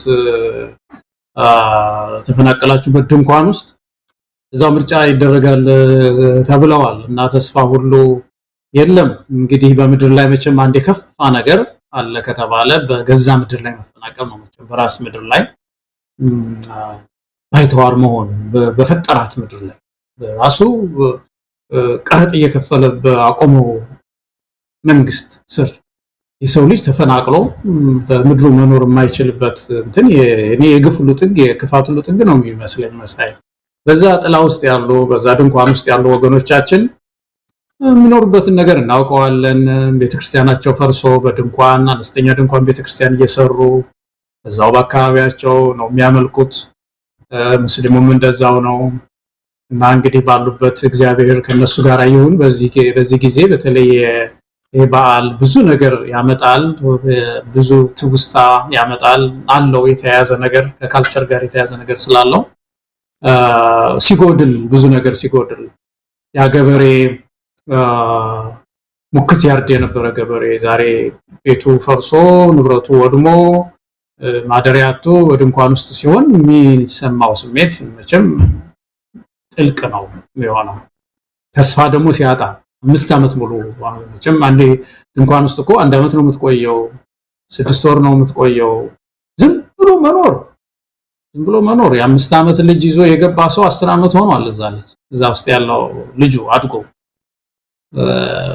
እና እንደዚህ አይነት ሁኔታ ውስጥ ነው ያለው ህዝባችንና ይሄ ህዝብ ሊታወስ ሁልጊዜም ልናነሳው የሚገባ ወገናችን ነው መሳይና ታንኪዩ ስላነሳው ደስ ብሎኛል በጣም ገለታው እንግዲህ ከዚህ ከበዓል ጋር ተያይዞ የተለያዩ ጉዳዮች እንዳሉ እናውቃለን እንደው አንዳንድ መልእክቶችን ከህብረተሰቡ የሚደርሱን በሙሉ ወደ አየር ላይ ወደዚህ ለማቅረብ የምንችለው ባለመሆኑ ይቅርታ እንጠይቃለን ምክንያቱም በጣም ብዙ ቅሬታዎች ስጋቶች መንገድ ላይ ወጥተው የቀሩ ለበዓል ብለው ወደ ቤተሰቦቻቸው እየሄዱ የነበሩ ነገር ግን መንገድ ላይ በሽፍታ በተለያዩ ታጣቂ ኃይሎች መንገድ ላይ የቀሩ አሁን ከሰሞኑም እንዳሉ ሰምተናል እውነት በዚህ አጋጣሚ ሐዘንን የምትገልጽበት ብዙ ቦታ ብዙ ነገር እየሆነ ስለሆነ ለየትኛው ሐዘንን ገልጸ እንደው አንዳንድ ጊዜ በጅምላ በደፈናው ስሜትን ካልገለጽክ በስተቀር የሚመጣልን ጥቆማና የሚመጣልን መልእክቶች ሁሉ ለማስተናገድ የምትችሉ አይደለም አሁን በየጊዜው የሚደውሉልን ከሰላሌ አካባቢ አሁንም ዱር ውስጥ ያለነው ቤታችን መግባት አልቻልንም ቤታችን ተቃጥሏል ይሄው የሰቀቀን ኑሮ መኖር ከጀመርን ከ5 ዓመት በላይ አለፈን ብለው በተደጋጋሚ ነው መልእክት የሚልኩልን እነዚህን ሰዎች ሁሉ እናስባለን ግን ለሁሉም መቼም የሥርዓት ከስልጣን ካልተወገደ በስተቀር መፍትሄ በቀላሉ የሚገኝ እንዳልሆነ እያየን ነው። ስርዓቱ የዚህ ቀውስ አባባሽ እንደነዚህ አይነት ነገሮችን እየፈለፈለ እየቀፈቀፈ ሀገሪቱ በማባራ ወጀብ ውስጥ እንድትሆን ያደረገ ስርዓት ነው። ይህን ስርዓት አስቀምጠን መፍትሄ ለማግኘት የምንችለው አይደለም። ስለዚህ የኢትዮጵያውያን ትንሣኤ ትክክለኛው ትንሣኤ ሊመጣ የሚችለው መጀመሪያው መንገዱ ይህን ስርዓት ከስልጣን በማስወገድ የሚጀምር ይሆናል። ያን ካላደረግን ሁልጊዜ መቆዘም፣ ሁልጊዜ ችግር ማውራት ብቻ ነው የሚሆነውና እስቲ እንደው ጠቅለል ያለ መልእክት ካለ ወደ ተከታዩ ርዕሰ ጉዳይ ከማለፌ በፊት ማለት ነው። እንግዲህ ጠቅለል ያለው ነገር ጥሩ ነገር ነው መሳይ። በየዱር ገደሉ ያሉ ወንድም እህቶቻችን አሉ። ለነጻነት የወጡ የነጻነት ታጋዮች እንደ ባህላቸው ቤታቸው ይህን ባህል አያከብሩም። ባሉበት ቦታ ግን በተስፋ መልካም በዓል እንዲሆንላቸው እግዚአብሔር ከነሱ ጋር እንዲሆን እመኛለሁ። በደስታ ላይ ያሉ ሰርጋቸው ሆኖ ሊሆን ይችላል በአጋጣሚ መሳይ በሆነ አጋጣሚ ደስታ ይመጣላቸው፣ ለነሱም ደስታ ይጨምርላቸው። በዚህ ሰዓት ሆስፒታል ውስጥ ታመው ያሉ አሉ፣ ልናስባቸው ይገባል። ሕክምና ያላገኙ ወገኖቻችን ለነሱም እግዚአብሔር በዚህ በዓል ከነሱ ጋር ይሁን። የተፈናቀለው ለገበሬው፣ ለአስተማሪው፣ ለሁሉም መልካም በዓል ይሁን የሚል ነገር ነው መናገር የምችለው መሰለኝ። ገለታው በዚህ አጋጣሚ የአማራ ፋኖ ብሔራዊ ንቅናቄም በዓሉን አስመልክቶ መልእክት አስተላልፏል። እንግዲህ በጽኑ ክንዳችን በጽኑ ትግላችን ትንሣኤውን እናበስራለን የሚል ነው። ያው ትንሣኤ ሲባል የአማራ ሕዝብ ህልውና መረጋገጥ፣ የአማራ ሕዝብ ከመጣበት ጭቆናና አጠቃላይ የሆነ በአብይ አህመድ አማካኝነት የመጣበትን አደጋ አስቀርቶ ወደ ሰላማዊና ወደ ቀደመው የተረጋጋ ህይወቱ የሚመጣበት የትንሣኤን ጊዜ ነው። እንግዲህ ትግሉ ለማሳካት የጣረ ያለው ያንን በተመለከተ ሰፊ መግለጫ ነው የአማራ ፋኖ ብሔራዊ ንቅናቄ እንደዚሁ መልእክቱን ያስተላለፈው። እኛም በዚህ አጋጣሚ በየዱር ገደሉ ለምትዋደቁ የፋኖ ታጋዮች እንኳን አደረሳችሁ ለማለት እንወዳለን። ገለታው ሌላው የሰማነው ነገር የአውሮፓ ህብረትና የአፍሪካ ህብረት በጋራ ያወጡት መግለጫ ነው። በተለይ ከኃይል አቅርቦት ጋር በተያያዘ ለኢትዮጵያ ከ2014 እስከ 2024 ድረስ ወደ 2.2 ቢሊዮን ዶላር ድጋፍ እንዳደረጉ የሚገልጸው ነው። ከዛ አንጻር ውጤቱ ሲታይ ግን እጅግ የሚያሳዝን እንደሆነ በሪፖርቱ ላይ ተጠቅሷል። ይህን ያህል ብር ይህን ያህል ድጋፍ ተደርጎ ኢትዮጵያውያን አሁንም 56.4 በመቶ የሚሆኑት በጨለማ ውስጥ እንደሚኖሩ የሚገልጸው ሪፖርት ቅስም የሚሰብር ነው። ከአብይ አህመድ የብልጽግና ትርክት ጋር ከአብይ አህመድ ዲስኩር ጋር ሆድና ጀርባ የሆነ ሪፖርት ነው ከአፍሪካ ህብረትና ከአውሮፓ ህብረት በኩል የሰማ ነው። ምናልባት ብዙ ነገር እንድናስብ እንገደዳለን። ይሄ ብልጭልጭ አምፖሎቹን ሰቅሎ በየከተማው እንደውም አንድ ፎቶግራፍ እየተመለከትኩ ነበረ። በቦንጋ አካባቢ ደቡብ ኢትዮጵያ ይመስለኛል። መንገዱ የተቆፋፈረ ነው። ከግራና ከቀኝ ቤቶቹ ተጨረማምተዋል። አንዳንዶቹ የፈረሱ ናቸው። ነገር ግን መሀል ላይ ፖል ተሰቅሏል በመደዳ። እነዛ የተሰቀሉት ፖል ላይ ቀለማቸው የተለያዩ የሆኑ አምፖሎች ተቀምጠዋል። ሰማያዊ፣ ቢጫ እንደዚህ አይነት ቀለሞች የተሰቀሉባቸው ፖሎች መብራት ሰጥተዋል።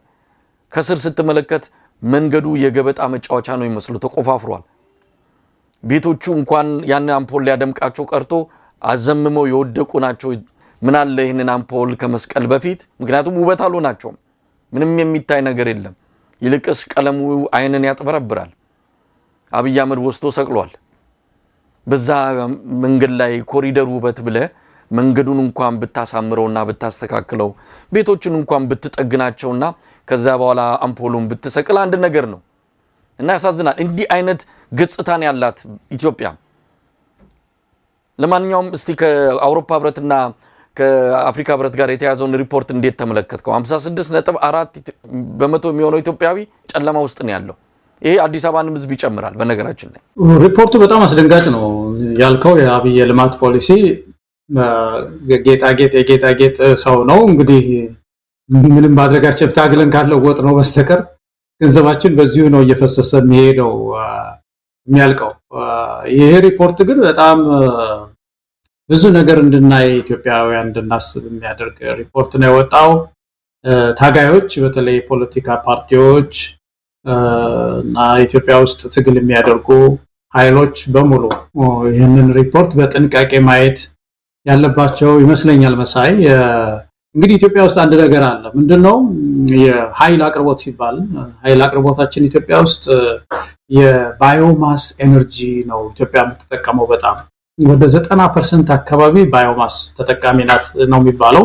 ባዮማስ እንግዲህ ማለት ይሄ ደን እንጨት ማለት ለምሳሌ እንጨት እና የከብት እንደ ኩበት እንደ ምንድነው ደግሞ የዚህ በጎች ፋንዲያ ምናምን ነው መሰለኝ ምንድነው ፍግ እንደዛ የመሳሰሉትን ነው የምንጠቀመው እና እሱ ባዮማስ ይባላል።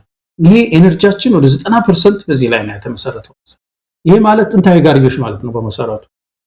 ጥንታዊ የጋርዮሽ ዘመን የሚጠቀመው የሰው ልጅ እሳት የሚባለውን ከፈጠረ በኋላ እንደዚህ ነው የሚያደርገው። ያገኘውን እንጨት ይቆርጣል፣ ሲበርደው ይሞቀዋል፣ ሲርበው ያበስልበታል ማለት ነው። ያ ደግሞ እንጨቱ ሲያልቅበት ደግሞ የከብቶቹን ምንድነው እንትን ይጠቀምበታል። እሱኑ ያደርቅና ይጠቀምበታል።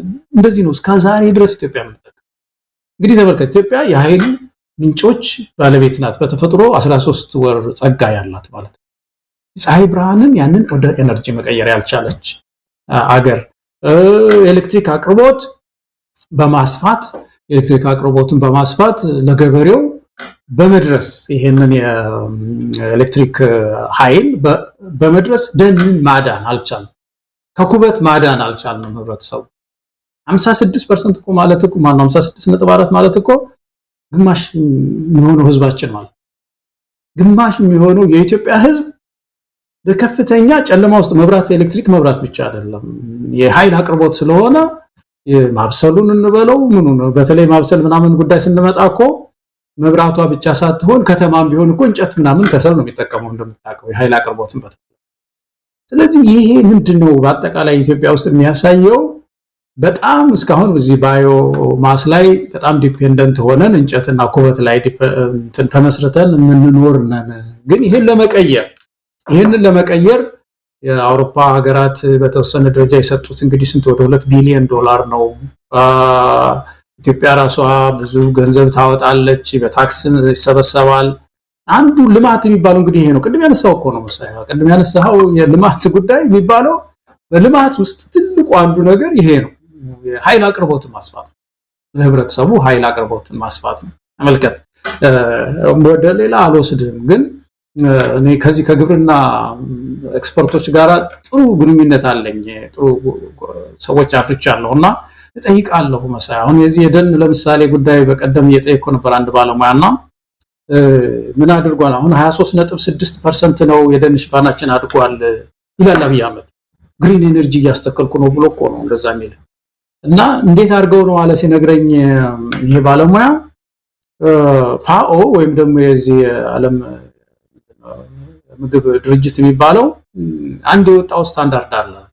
ደን የሚለውን የሰጠው ብያኔ ማለት ምን ይላል? 5 ሜትር ከፍታ ያላቸው ዛፎች እና በ0.5 ሄክታር መሬት ላይ የሆነ ሽፋን ካላቸው በዛ ያሉ ዛፎች ካሉ የሆነ ካልኩሌት የሚያደርጉት አለ። ግን ከፍታቸው 5 ሜትር የሆነ ካለ እሱ እንደ አንድ ደን ይቆጠራል። እንደዛ እያልክ ይሄን ያህል ሄክታር መሬት ደን አለ ይባላል። አብይ አህመድ ምን እንዳደረገ ታውቃለህ? የዚህ የኢትዮጵያ የደን እንትኑን ሄዶ አስቀይረው ይሄንን ትርጉሙን አስቀይረው 5 ሜትር አይደለም እስከ 2 ሜትር ድረስ ያለ ዛፍ 2 ሜትር ዛፍ ማለት እኮ ዝም ብሎ ቁጥቋጦ ማለት እኮ ነው። ቦረና አካባቢ ታውቀዋለህ መቼም፣ ወደዛ ሄዳለህ። ወደ ቦረና አካባቢ ብዙ ቁጥቋጦ አለ። ሶማሌ ክልል ብዙ ቁጥቋጦ አለ። እነሱ ሁሉ ደን ይባል ተብሎ ተወስኖ ያ ሁሉ ተደምሮ ነው 23.6% የሆነው ዋለኝ። ከዓለም አቀፍ የደን ዴፊኒሽን ውጪ ኢትዮጵያ ለብቻዋ የራሷን ይሄንን ብያኔ ፈጥራ ቁጥቋጦን ሁሉ ደምራ ቦረና አካባቢ ያሉ ቁጥቋጦዎችን በየቆላው ያለውን ይሄንን አነስተኛ ምንድነው ቁጥቋጦ ሁሉ ጨምረን ነው ደን እየተባለ ያለውና የውሸት ሪፖርት ነው ለህዝቡ እየተነገረ ያለው እያለኝ ነበር። ምን ለማለት ነው ይሄን ያመጣሁት? ኤነርጂ አቅርቦትን ኤሌክትሪክን ለገበሬው ብናቀርብለት ትንሽ የማብሰያ በሶኬት ነገር አድርጎ ትንሽ ገበሬው ቢያበስል ደን ማለት ያ ነው እኮ ማለት። ከዛ በኋላ ገበሬው እኮ ዛፍ የመቁረጥ እኮ አባዜ የለውም፣ አይቆረጥም ዛፋችን ማለት። ዝም ብሎ ሲበርደው ወይም ደግሞ ምሳውን ለማብሰል ሲፈልግ ዝም ብሎ ሄድ ብሎ ቆረጥ አድርጎ አይመጣም ማለት ነው። ስለዚህ ዛፎች ይጨምራሉ፣ የሀገሪቱን ኢኮሎጂ ይጠብቃል ማለት ነው። ሌላው ዓለም እንደዚህ ነው የሆነው። እንግዲህ በየሄድንበት ሀገር በጣም ግሪን ነው የሀገር ለም ነው ምን ነው ስለማይቆረጥ እኮ ነው። ለምንድን ነው የማይቆርጠው? ገበሬው ሌላው ሀገር ገበሬ መንግስት አቅርቦለታል ኤነርጂ ኃይል አቅርቦለታል። ስለዚህ ይሄው ተመልከት፣ ይሄ ለኃይል አቅርቦት የሚመጣ ገንዘብ ቅርጥፍ እያደረጉ እየበሉ በሙስና እየበሉና አብይ አህመድ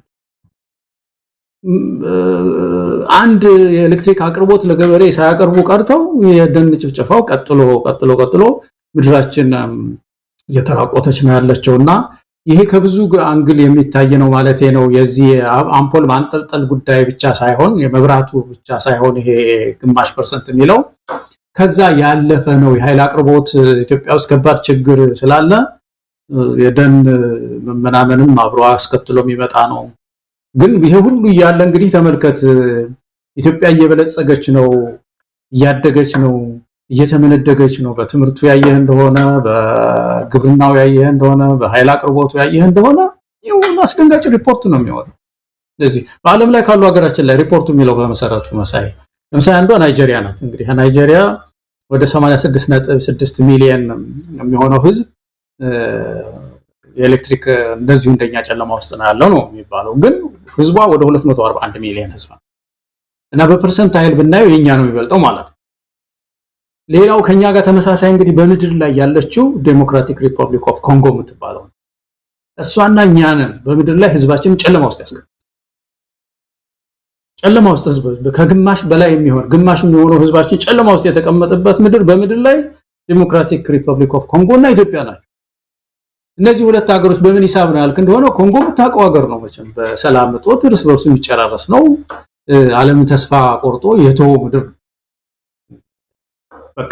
ስለዚህ ኢትዮጵያ ውስጥ ያለ የሰላም እጦት በተለይ ደግሞ የሙስና ሁለት ህዝቦችን ጨለማ ላይ ምድር ላይ ያስቀመጠ ነውና ሪፖርቱ በአጠቃላይ በምድር ላይ ነው በእኛ ሀገር ብቻ ሳይሆን በተወሰነ በአፍሪካ ብቻ ሳይሆን በምድር ላይ ጨለማ ውስጥ ካሉ ህዝቦች መካከል እንግዲህ ሁለታችን ነን የተቀመጥነው ማለት ነው። መሳይ በተለይ ሁለት ሀገሮች ገለታው ምናልባት ጠቅለል ያለ ነገር ለማንሳት ያለው ያ ብዙ ጊዜ የምንለው ነው። አብይ አህመድ መሬት ላይ የሌለን እንደዚህ አይነት ኢትዮጵያ ወደ ስኬትና ወደ ብልጽግና ገብታለች የሚሉ ሪፖርቶችን ነው እንግዲህ በሚዲያውም እሱም ማይክ በጨበጠ ቁጥር የምንሰማው።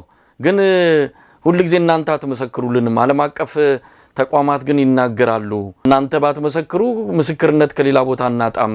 ይሄንን በአደባባይ ራሱ የተናገረው ነው። ግን ዓለም አቀፍ ተቋማት የትኛው ሌላው ይቀርና ባለፉት 3-4 ቀናት የወጡትን 2 ሪፖርቶች እንመልከት። አሁን አንድ የጠቀስኩ የአውሮፓ ህብረትና የአፍሪካ ህብረት በጋራ ያወጡትን እንመልከት። ቀደም ሲል በዝርዝር አይተነዋል። ሰሞኑንም የዓለም ባንክ የኢትዮጵያ ብር ከአፍሪካ የመጨረሻው ነው፣ በጣም ደካማ ገንዘብ ነው ብሎ ሪፖርት አወጣ። በ18 በመቶ ነው የቀነሰው የመግዛት አቅሙ። እንግዲህ ዓለም አቀፍ ተቋማትም ምስክርነት እየሰጡ ነው። አብይ እንደሚለው ሳይሆን መሬት ላይ ያለውን ነገር እየተናገሩ ነው። እንግዲህ አገር ቤቱ ሰው ካልመሰከረ፣ ዓለም አቀፍ ተቋማትም ካልመሰከሩ ለአብይ ማን ነው ምስክርነቱን የሚሰጠው? ራሱ ብልጽግና። ራሳቸው ይናገራሉ፣ ራሳቸው ይሰማሉ፣ ራሳቸው ያምናሉ። አለቀ በቃ ጨዋታው። እንዲህ አይነት ነገር ነው የገጠመን። እንግዲህ መሬት ላይ ከሌለ የሚታየው ነገር ሁሉ አብይ ምላስና አብይ ወረቀት ላይ ብቻ በሆነበት ሁኔታ እድገቱን የቱ ጋር እናገኘው የሚለው ጥያቄ ለብዙዎቻችን መልስ ያጣንበት ነው። አዎ ምን እኔ እኮ የትኛው ዓለም አቀፍ ሪፖርት ደግሞ ስለ ኢትዮጵያ የተሻለ ነገር እንደጻፈ አላውቅም። እንግዲህ ትላልቅ ጥናቶች የሚጠኑት በዩናይትድ ኔሽንስ ነው። ዩናይትድ ኔሽንስ ውስጥ ዩኤንዲፒ እና ሌሎች ድርጅቶች የሚያጠኑት አንዱ ትልቁ መለኪያቸው እንግዲህ HDI የሚባል አለ አይደለም? የሂውማን ዲቨሎፕመንት ኢንዴክስ የሚባል አለ።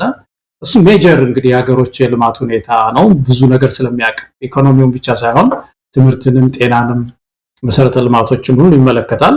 እና በዛ ውስጥ 174ኛ ምናምን ነው ያለ ነው። እንግዲህ እስቲ ብልጽግናዎች ይዩት እንግዲህ የቀላል ነው እዛ ውስጥ ያለ ነው። በጣም የሚያስገርመኝ እኔ እኮ አለማደጋችን አይደለም መሳይ፣ በዚህ በብልጽግና ዘመን አለማደግ እንዳይመስልህ። ድህነት ኮንሲስተንትሊ ያደገ ነው። በጣም የሚያሳስበን ነገር እኮ ይሄ ነው መሳይ። 43% እኮ ነው የደረሰው ከ29%። ወደ 43% አድጓል ድህነት። ይሄ ነው በጣም ሊያሳስበን የሚገባው። እነሱ ገልብጠው ነው የሚያወሩት ብልጽግናዎች ገልብጠው ይሄንን አሁን ወደ 43% የሚለው ነገር ምንም እንትን ያላቸው እነሱ ገልብጠው እየበለጸግን ነውና ቅድም ያልኩ ህዝቡ በተለይ በአብይ አህመድ ላይ ያለው ጥላቻ ይሄ ነው። ሪያሊቲው ያለውን እውነታ እየካደ ገልብጦ ድሃውን ሀብታም ሲለው ይበሽቃል። አንድ ሰው ዝም ብሎ የታመመን ሰው ጤና ነህ ስትለው ያለበትን ችግር ህማሙን ሁሉ እንትን ያልክበት ስለሚመስል እየጠላ ነው የሚሄደውና አንዱ የአብይ ጥላቻ ያተረፈው ይሄ ነው። በከፍተኛ ሁኔታ ያለውን የኢትዮጵያን ህመም ችግሯን እየገለበጠ መካድ አይደለም እየገለበጠ በልጽገሻል ይላታል ምድሪቱ። አስተማሪው ያለበትን ነው ያየን ነው ተመልከተው እና በልጽጋቸው አሁን እዛ በቀደም ያ 2 ከረጢት ስንዴና አንድ 5 እንቁላሎች ይዞ የሚሰጥበት ቦታ እኮ ስለ ብልጽግና እኮ ነው እዛ ቤተ መንግስት የሚሰጣቸውን ሰዎች ማለት ነው። የኢትዮጵያ ትንሳኤ ኦን እየሆነ ነው ቶሎ 2 ከረጢታችሁና 5 እንቁላላችሁን ይዛችሁ ወደ ቤታችሁ ሂዱ ብሎ አሸክሞ የሚልክ ሰው እኮ ነውና ይሄ እንደምን ነው ጥላቻ የማያተርፈው ከኢትዮጵያ። ይሄ ነው በጣም ህብረተሰቡን ያበገነው የሚመስለኝ መሳይና ሪፖርቶች በአጠቃላይ የሚወጡ ሪፖርቶች ዓለም አደጋ አይደለም ድህነት መጨመሩ ነው ሁላችን ሊያሳስበን የሚገባው። ኢትዮጵያን በአጠቃላይ ተመልከተ አሁን የኤነርጂ አቅርቦት እንደዚህ እንሆናለን። ኢትዮጵያ ውስጥ የንፋስ ኃይል አለ መሳይ እግዚአብሔር ዝም ብሎ የሰጠን አሁን ሃይላንዱ በቃ የንፋስ ኃይል ብዙ ልንጠቀምበት የምንችለው ባዮጋስ አለ። የዚህ ገበሬውን ትንሽ ብናሳየው ብዙ ከብት ያለው አለ እሱን ዝም ብሎ ሰብሰብ አድርጎ የተወሰነ በሽቦ እንትን ነው በቱቦ መሳብ እኮ ሌላ ነገር የሚጨምረው ኬሚካል የለም መድፈን ነው ጉዳዩ። ይችን አድርጎ የተወሰነ ማብሰያ እንዲያደርግ አላገዝ ነው እና ከባድ ችግር ላይ ወድቀናል መሳይና በተቃራኒው በለጸግናው ዓለም አቀፍ ኮሚኒቲው እያገዘን ነው። እንግዲህ የትኛው ዓለም አቀፍ ኮሚኒቲ እንደሆነ ብልጽግናዎች እስቲ ያምጡት። ገለታው ወደ ሌላኛው ርዕሰ ጉዳይ እንሂድ። ምናልባት ሙሉውን ፕሮግራም ተከታትለው ከሆነ አላቅም፣ ነገር ግን እኔ ለመከታተል ሞክር ያለው አሰብ ዶሮ ሳይጮህ የሚል ርዕስ የተሰጠው የኢትዮጵያ ቴሌቪዥን አንድ ፕሮግራም አቅርቧል። በዛ ላይ ዋና ተናጋሪ ሆኖ የቀረበው ደግሞ ሌተናል ጀነራል ጻድቃን ገብረትንሳይ ነው። በዋናነት ዓላማው ከርዕሱ ተነስተ አሰብ ዶሮ ሳይጮህ የሚለውን ነገር እንደተመለከተ አንድ ሰው ምናልባት አንድ ቀን እኛ ከእንቅልፍ ስንነሳ ዶሮ ሳይጮህ አሰብን አብይ አህመድ ተቆጣጥሮት ይሆን? እንደዛ አይነት ሐሳብ አላቸው። አሰብን ዶሮ ሳይጮህ ልንይዘው ነው አይነት ይመስላል። ገና ማለት ትርጉሙ በእያንዳንዳችሁ ውስጥ የተለየ ነገር ሊፈጥር ይችላል። ለኔ ግን የሰጠኝ ትርጉም አሰብ ዶሮ ሳይጮህ የሚለው ነገር አወዛጋቢ ሆኖ ሰው እንዲመለከተውም ተፈልገው ነው በእርግጥ ያ ርዕስም የተሰጠው። ነገር ግን ፕሮግራሙን ስትከታተለው ኢህአዲግ ማለት አሁን ራሱ ኢህአዲግ ቁጥር 2 ነው የመጣው። የትኛው ኢህአዲግ እንደሚያወሩ ማናቅም፣ ራሳቸው ናቸው እርስ በርስ የሚካሰሱት። አሁንም በዛ የሚከሷቸው አሰብን አሳልፎ ሰጥተዋል ብለው የሚከሷቸው የዛን ጊዜ ባለስልጣናት አሁንም እዛው አካባቢ ነው ያሉት። አንዳንዶቹ በስልጣንም ላይ ይገኛሉ።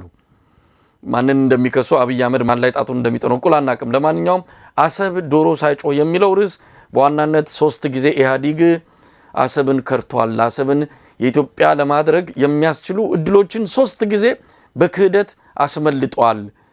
ስለዚህ ምንድነው ወደ መጽሐፍ ቅዱስ ይገቡና እንግዲህ ስርዓቱም ያው ከዋናው ቁንጮ ሁሉን ነገር ከመጽሐፍ ቅዱስ ጋር የሚያያይዝ ነውና ኢየሱስ ክርስቶስን ዶሮ 3 ጊዜ ሳይጮህ የከዳውን በመጽሐፍ ቅዱስ ያለን እንትን ይጠቅሱና አሁንም ኢህአዲግም 3 ጊዜ ዶሮ ሳይጮህ ኢትዮጵያን ከዳ፣ አሰብ የኢትዮጵያ መሆን የምትችልበትን እድል አስመለጠ የሚል ነው የመጨረሻ ፕሮግራሙን ተጠቃሎ ስትሰማው። አንደኛው በ1983 በሽግግር መንግስት ጊዜ የኢትዮጵያ መሆን የሚያስችለውን እድል ኢህአዲግ ሆን ብሎ አስመልጧል። መለስ ዜናዊ ንግግሮቻቸው እየታዩ ነው የሚወቀሱበት። ሁለተኛው የኢትዮ ኤርትራ ጦርነት ነው። በጦርነቱ ገፍተን መሄድ እንችል ነበረ፣ ገፍተን እስከ አሰብ ድረስ ሄደን አሰብን ኢትዮጵያ ማድረግ የምንችልበትን እድል ኢህአዲግ ሆን ብሎ እንዳይኖር አድርጓል የሚል ነው። ለዛ ደግሞ ጻድቃን መጥቶ ምስክርነቱን ይሰጣል። ሶስተኛው እድል ከዛው ከጦርነቱ ጋር ተያይዞ በኋላ ላይ የአልጀርስ ስምምነት ሲደረግ በዓለም አቀፍ ሕግ ላይ የኢትዮጵያን ባለቤትነት ማረጋገጥ የሚያስችሉ እድሎች ነበሩ። ያንን ግን ኢህአዴግ መጠቀም አልፈለገም ሆን ብሎ። ስለዚህ 3 ጊዜ ኢትዮጵያን ከርቷል። አሰብ ዶሮ ሳይጮህ የሚለው ከዚህ ጋር የተያዘ መሆኑን እንግዲህ ተመልካቾች ያላዩ ካሉ በዚህ መልኩ ሊተረጎም የሚችል እንደሆነ ነው መግለጽ የሚቻለው። ለማንኛውም እንዴት አየው? ይሄ የአሰብ ጉዳይ አሁንም ከበሮ ይደለቃል። መቼ ነው የሚያበቃው? መቼ ነው ሄዶ የሚይዙት? እንግዲህ እንትኑ በየዕለቱ ነው ፕሮግራሙ፣ ፉከራው፣ ሽለላው የማያባራ ሆኗል። ታዲያ መቼ ነው ሄዶ የሚይዙት? ወይ በሰላም ስምምነት በዲፕሎማሲ ነው ብለው እንኳን ያንን የጀመሩት ነገር እንዳለ አላሳዩንም። አሁንም ኃይል ጉልበት ነው እየነገሩን ያሉት። ከዛ በላይ ደግሞ በዚህ ታሪክ ውስጥ ከፍተኛ የሆነ ሚና የነበረው በ1983ም በ1998 በኢትዮ ኤርትራ ጦርነትም ወቅት የመከላከያ ኤታማዦር ሹም የነበረው ሌተናል ጀነራል ጻድቃን ገብረትንሳኤ ትላንት እጅ ያለበት ሰው ዛሬ ተገልብጦ ወቃሽ ሆኖ የመጣበት ሁኔታ ያስገርማል። በእርግጥ እዛ ላይ በፊት አልበሰልንም ነበረ የሚልም ነገር ያነሳል። በብስለት ማጣት ነገሮችን አሳልፈን የንበት የሚል ነገር ያነሳል። እውነት ኢህአዴግ በብስለት ማጣት ብሎ ነው ቻፕተሩን ምዕራፉን የዘጋው ወይስ አሁንም ድረስ እንዲህ አይነት አስተሳሰብ ያላቸው ኢህአዴግ ባለስልጣናት የሉም ለማለት ነው? ለማንኛውም እንዴት አየው? የአሰብ ጉዳይ አሁንም ከጠረጴዛው ላይ ዞር አላለም። ግን ከፉከራና ሽለላ የተለየ ነገር አላየንም።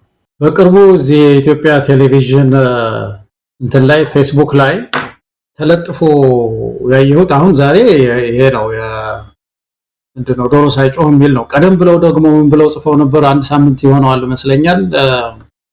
አይኖቻችንን ከአሰብ ላይ አንነቅልም የሚል እንትን ጽፈው ነበር። እንግዲህ የኢትዮጵያ ሕዝብ አንጋጦ በቃ የኑሮ የለም፣ የኑሮ ውድነት የሚባል ነገር የለም፣ ሌላ ጥያቄ የለም፣ የዲሞክራሲ ጥያቄ የለም፣ ሰላም አጣሁ የሚባል ነገር የለም፣ አይንን እዛ አሰብ ላይ ትከል ብለው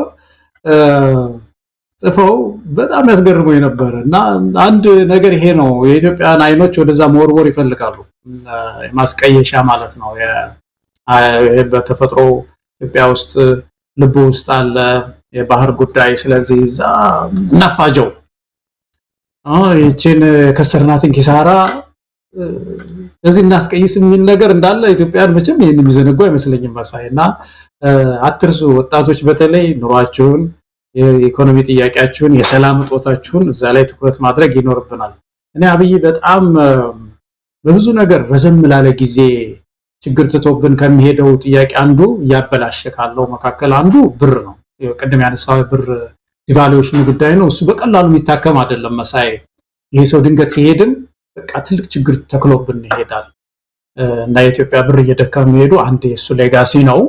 ትልቅ ችግር ይሄ ነው። ሁለተኛ ወደብ፣ የወደብ ጉዳይ በጣም እያወሳሰበብን ያለው ይሄ ሰውዬ መሰለኝ በጣም እያወሳሰበብን ያለው በቃ የኢትዮጵያን የወደብ ጥያቄ ያላት ምድሪቱ በቋሚነት እንዴት አድርጋ ነው ይህች ምድር ይህንን ጉዳይ የምትፈታው የሚለው የብሔራዊ ጥያቄያችን ነውና ግን እያበላሸው ነው ያለው የሚሄድበት። አሁን ይሄ ፕሮፓጋንዳ ኢትዮጵያን ወደብ ያጎናጽፋታል።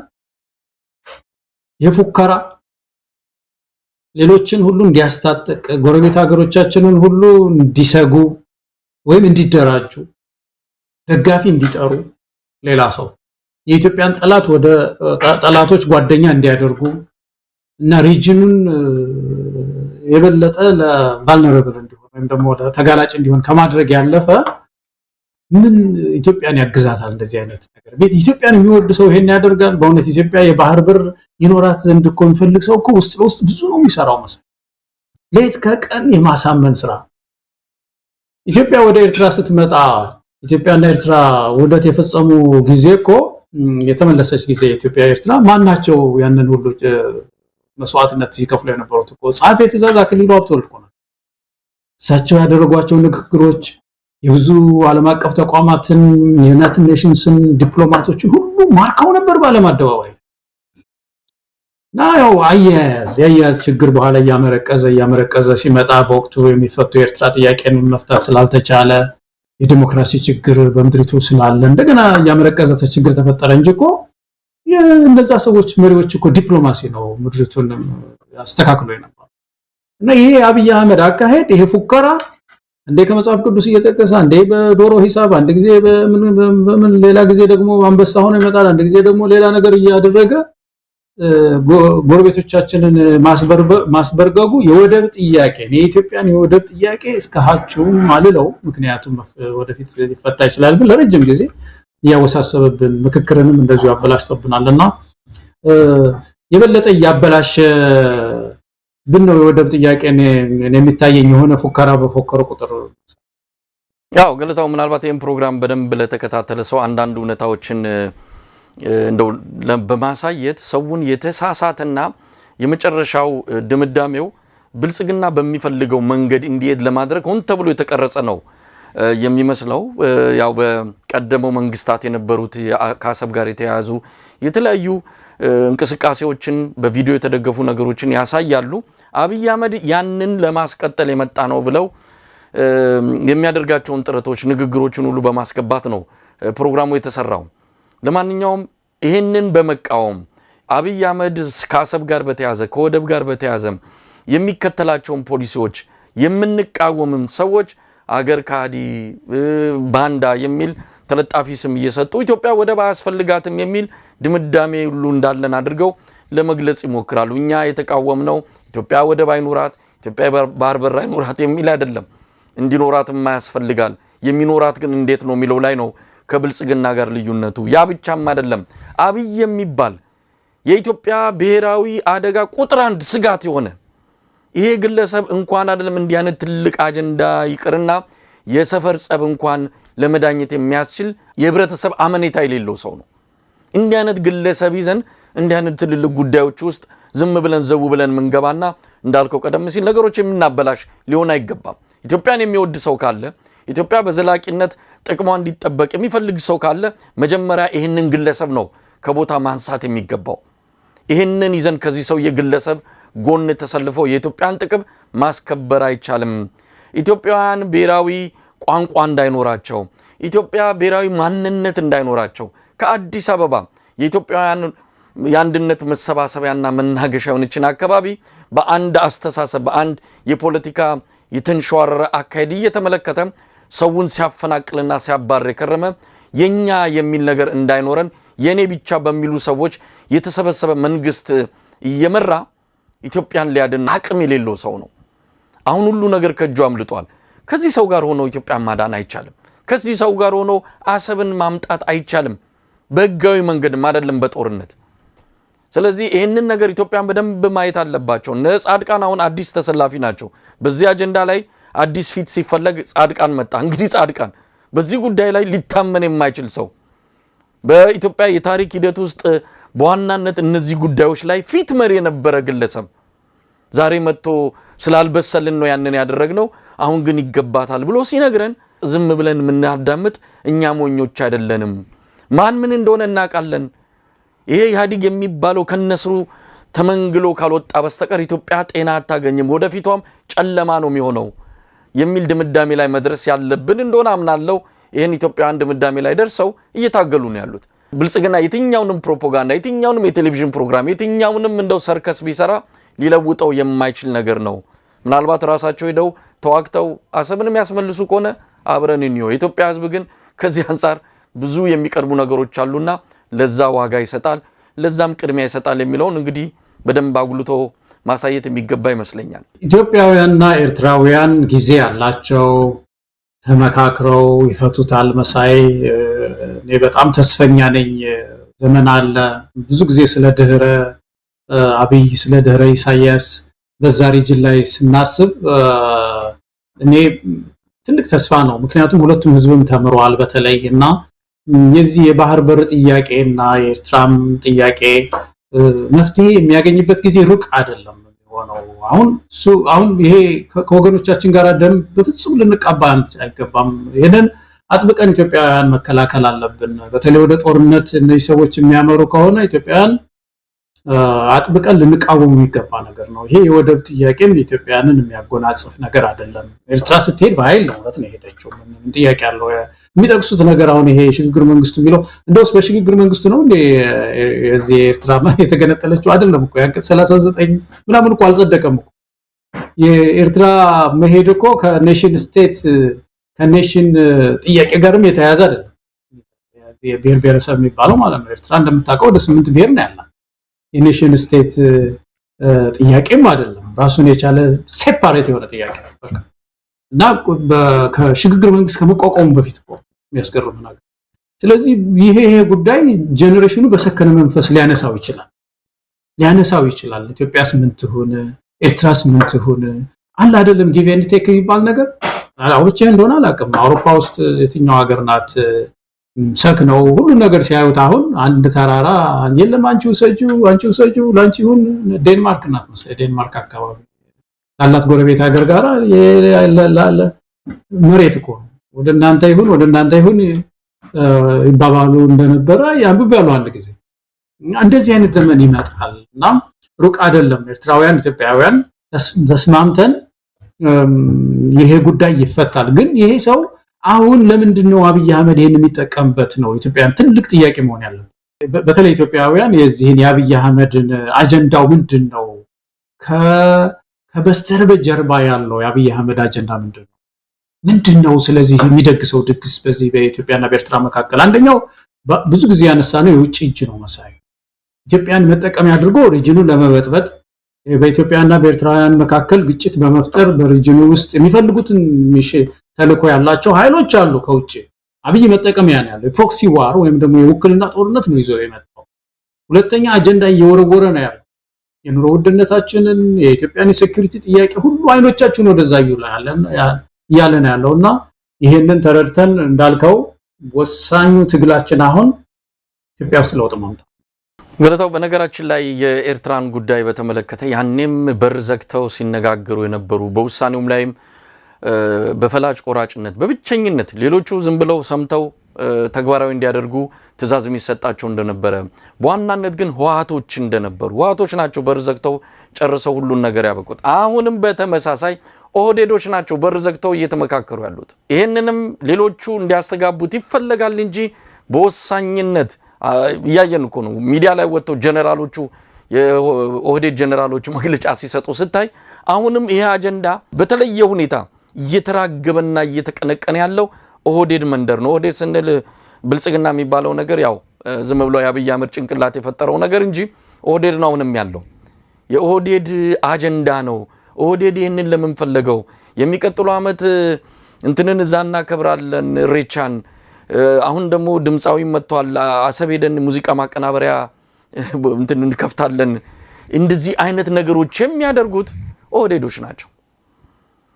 ስለዚህ ኢትዮጵያውያን ባልመከሩበት የተደረገ አሁንም ደግሞ ብልጽግና ኦህዴድ አጀንዳ የመጣውን ነገር ኢትዮጵያውያን ሁሉ ጊዜ እድሜ ማራዘሚያ የሆኑ አጀንዳዎችን መቀበልና መሸከም የለበትም። እንዳልከው በራሱ ጊዜ ኢትዮጵያ ሕዝብ ይረጋጋ። አሁን ሀገር አጥቷል፣ መቆሚያ አጥቷል፣ መቀመጫ አጥቷል። ገበያ ቦታ እኮ ተረጋግቶ እኮ መሸመትና መሸጥ አልቻለም። የምናየው ቪዲዮዎች የሚያሳዩት እኮ ይህንን ነው። ይሄ ህዝብ እንዴት ነው አሁን ስለ አሰብ የሚያስበው? ገበያ ቦታ ቆሞ መሸመት ሳይችል እንደዚህ በጥይት ሩምታ ገበያው እየተበተነ ከመኖሪያ ቤቱ ወጥቶ በዱር በገደሉ እያደረ ያለ ኢትዮጵያዊ ስለ አሰብ ስትነግረው ምን ሊሰማው ይችላል? የአብይ አህመድ ጭካኔ ከሚገለጽባቸው ጉዳዮች አንዱ የዚህ የአሰብ ጉዳይ ነው። ይህን አጀንዳ ለምን አመጣው? በደንብ ልናስብበት የሚገባ ጉዳይ ነው። ለማንኛውም ገለታው የምጨምረው ከሌለ የመጨረሻው አጀንዳችን አለ የአሜሪካና የኢራን ጉዳይ። ምክንያቱም ከኛም ጋር ስለሚያያዝ ነገ ከነገ ወዲያ የሚመጣው አደጋም በሰፊው እየታየን ነው። ወደዛ ከመግባቴ በፊት የምትለው ነገር ካለ? አዎ የቁማር ካርታዎች አሉት አብይ አህመድ እጁ ላይ በጣም ብዙ አሉት፣ ግን በጣም ጥቂት ደግሞ በጣም ጠቃሚ ናቸው ብሎ የያዛቸው ካርታዎች አሉ። አንዱ ለምሳሌ ወልቃይት ነው። ብዙ ጊዜ አንስተነዋል። ድግ የሚያደርገዋል አንዳንድ ጊዜ የአማራን ከትግራይ ለማጋጨት ይጠቀምበታል። አዲስ አበባ ሌላ ካርድ ናት። አሁን በቅርቡ እናንተም ስትወያዩበት ነበር መሳያ የወጣ ህግ ያየኸው እንደሆነ ማህበራዊ ግጭት መፍጠር ይፈልጋል አዲስ አበባ ውስጥ። አዲስ አበባ በተለይ የሀገሪቱ እንደ ማስተር ማይንድ ናት። የከተማ ፖለቲካ ወይም አርባን ፖለቲክስ የሚባለው እሱ መቆጣጠር አለብን ብለው ስለሚያምኑ አንድ ካርድ ናት እሷ ውስጥ። ዩኒቲ እንዳይኖር አዲስ አበባ ውስጥ ለመበጥበጥ ይሞክራሉ። ሌላው ቀይ ባህር ነው። ሌላው ካርታ ነው። እንደነዚህ የተወሰኑ ካርታዎች አሉ እና እነዚህ አልፎ አልፎ በተለያየ በተራ ይመዟቸዋል።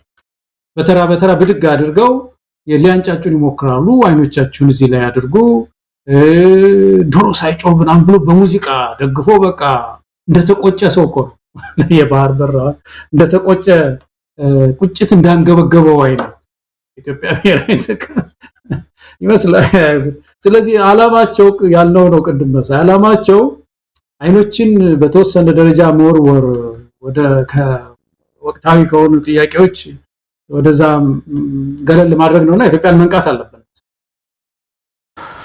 ገለታው አስገራሚ ነው። ያው መቼም የአብይ አህመድ ብልጽግና የሚሉት ወለፈን እንዲሆነ ፓርቲ ይሄ አዲስ አበባ የኦሮሞ ናት የሚለውን አጀንዳ እንዲሁ በጎን በሌሎች ኃይሎች እንዲመጡ ያደርጋል እንጂ የራሱ የኦህዴድ የራሱ የብልጽግና አጀንዳ ነው።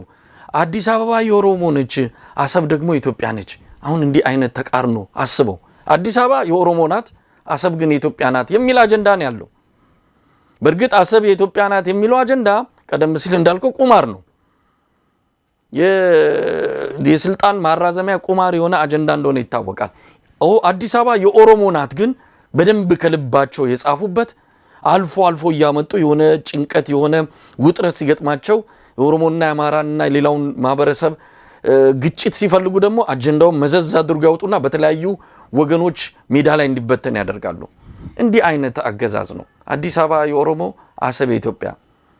በደንብ መንቃት አለብን። ለማንኛውም ወደ መጨረሻው ርዕሰ ጉዳይ እንሂድ። ኢራንና አሜሪካ በፓኪስታን ርዕሰ ከተማ ኢስላማባድ ጀመሩት ንግግር ያለ ውጤት መቋረጡ ወይም ደግሞ መበተኑ ተረጋግጧል። ለዚህ ጉዳይ ወደ ኢስላማባድ የሄዱት የአሜሪካው ምክትል ፕሬዝዳንት ጄዲ ቫንስም የምንችለውን ያህል ለድርድሩ ለኢራን ሰጥተናል፣ ከዚህ በላይ ምንም የለም የሚል ውጤት እንደሌለው ገልጸው ተመልሰዋል ወደ ሀገራቸው። ኢራንም አሜሪካ እንድትቀበል የፈለገቻቸው ብዙ ቅድመ ሁኔታዎች አሉ። በአሜሪካ በኩል ተቀባይነት አላገኘም። ስለዚህ መቀራረብ የሚባል ነገር ሳይኖር ነው የተበተነው። ይህን ተከትሎ ዓለም ከእንደገና ስጋት ውስጥ ገብቷል። በተወሰነ ደረጃ እፎይ የተባለበት ሁኔታ ዳግም ወደ ጦርነትና ወደ ቀውስ ሊገባ እንደሚችል ምልክቶች እየታዩ ነው። ገለታው እንዴት አየው? ያንን ተከትሎ የሚመጣ የነዳጅ ዋጋ ጭማሪ፣ አጠቃላይ ቀውስ ደግሞ ኢትዮጵያ ላይ ምን ያህል ቀውስ እንዳስከተለ እያየን ነው። ስለዚህ የከፋው ነገር ሊመጣ ይችላል። ይሄ ንግግር መቋረጡና ስምምነት ላይ አለመድረሳቸው ነገ ከነገ ወዲያ ጦርነቱ ዳግም ተቀስቅሶ የበለጠ ቀውስ ተፈጥሮ እንደ ኢትዮጵያ ያለ ሀገር ምናልባትም ገፈት ቀማሽ ሆኖ ነገ ከነገ ወዲያ ቀውሱ ሊበረታ የሚችልበት ሁኔታ እንዳለ ከወዲሁ እየተገለጸ ነው። ለማንኛውም ጠቅልል አድርገን እንዴት ታየዋለህ? እኛ ከሁሉ በላይ እኛን እያሳሰበን ያለው መሳይ እነዚህ ሀገሮች ጦርነት መቀጠሉ በጣም አሳሳቢ ነው። ህዝባችን የበለጠ ችግር ውስጥ እንዲቆይ የሚያደርግ ነው። በተለይ አሁን አሜሪካና ኢራን እንግዲህ በዚህ በሆርሙዝ ሰርጥ አስተዳደር እና በኒውክሌር ማበልጸግ ጉዳይ ላይ ነው ሰፊ ልዩነት ያለው። አሜሪካ የዚህ ኒውክሌር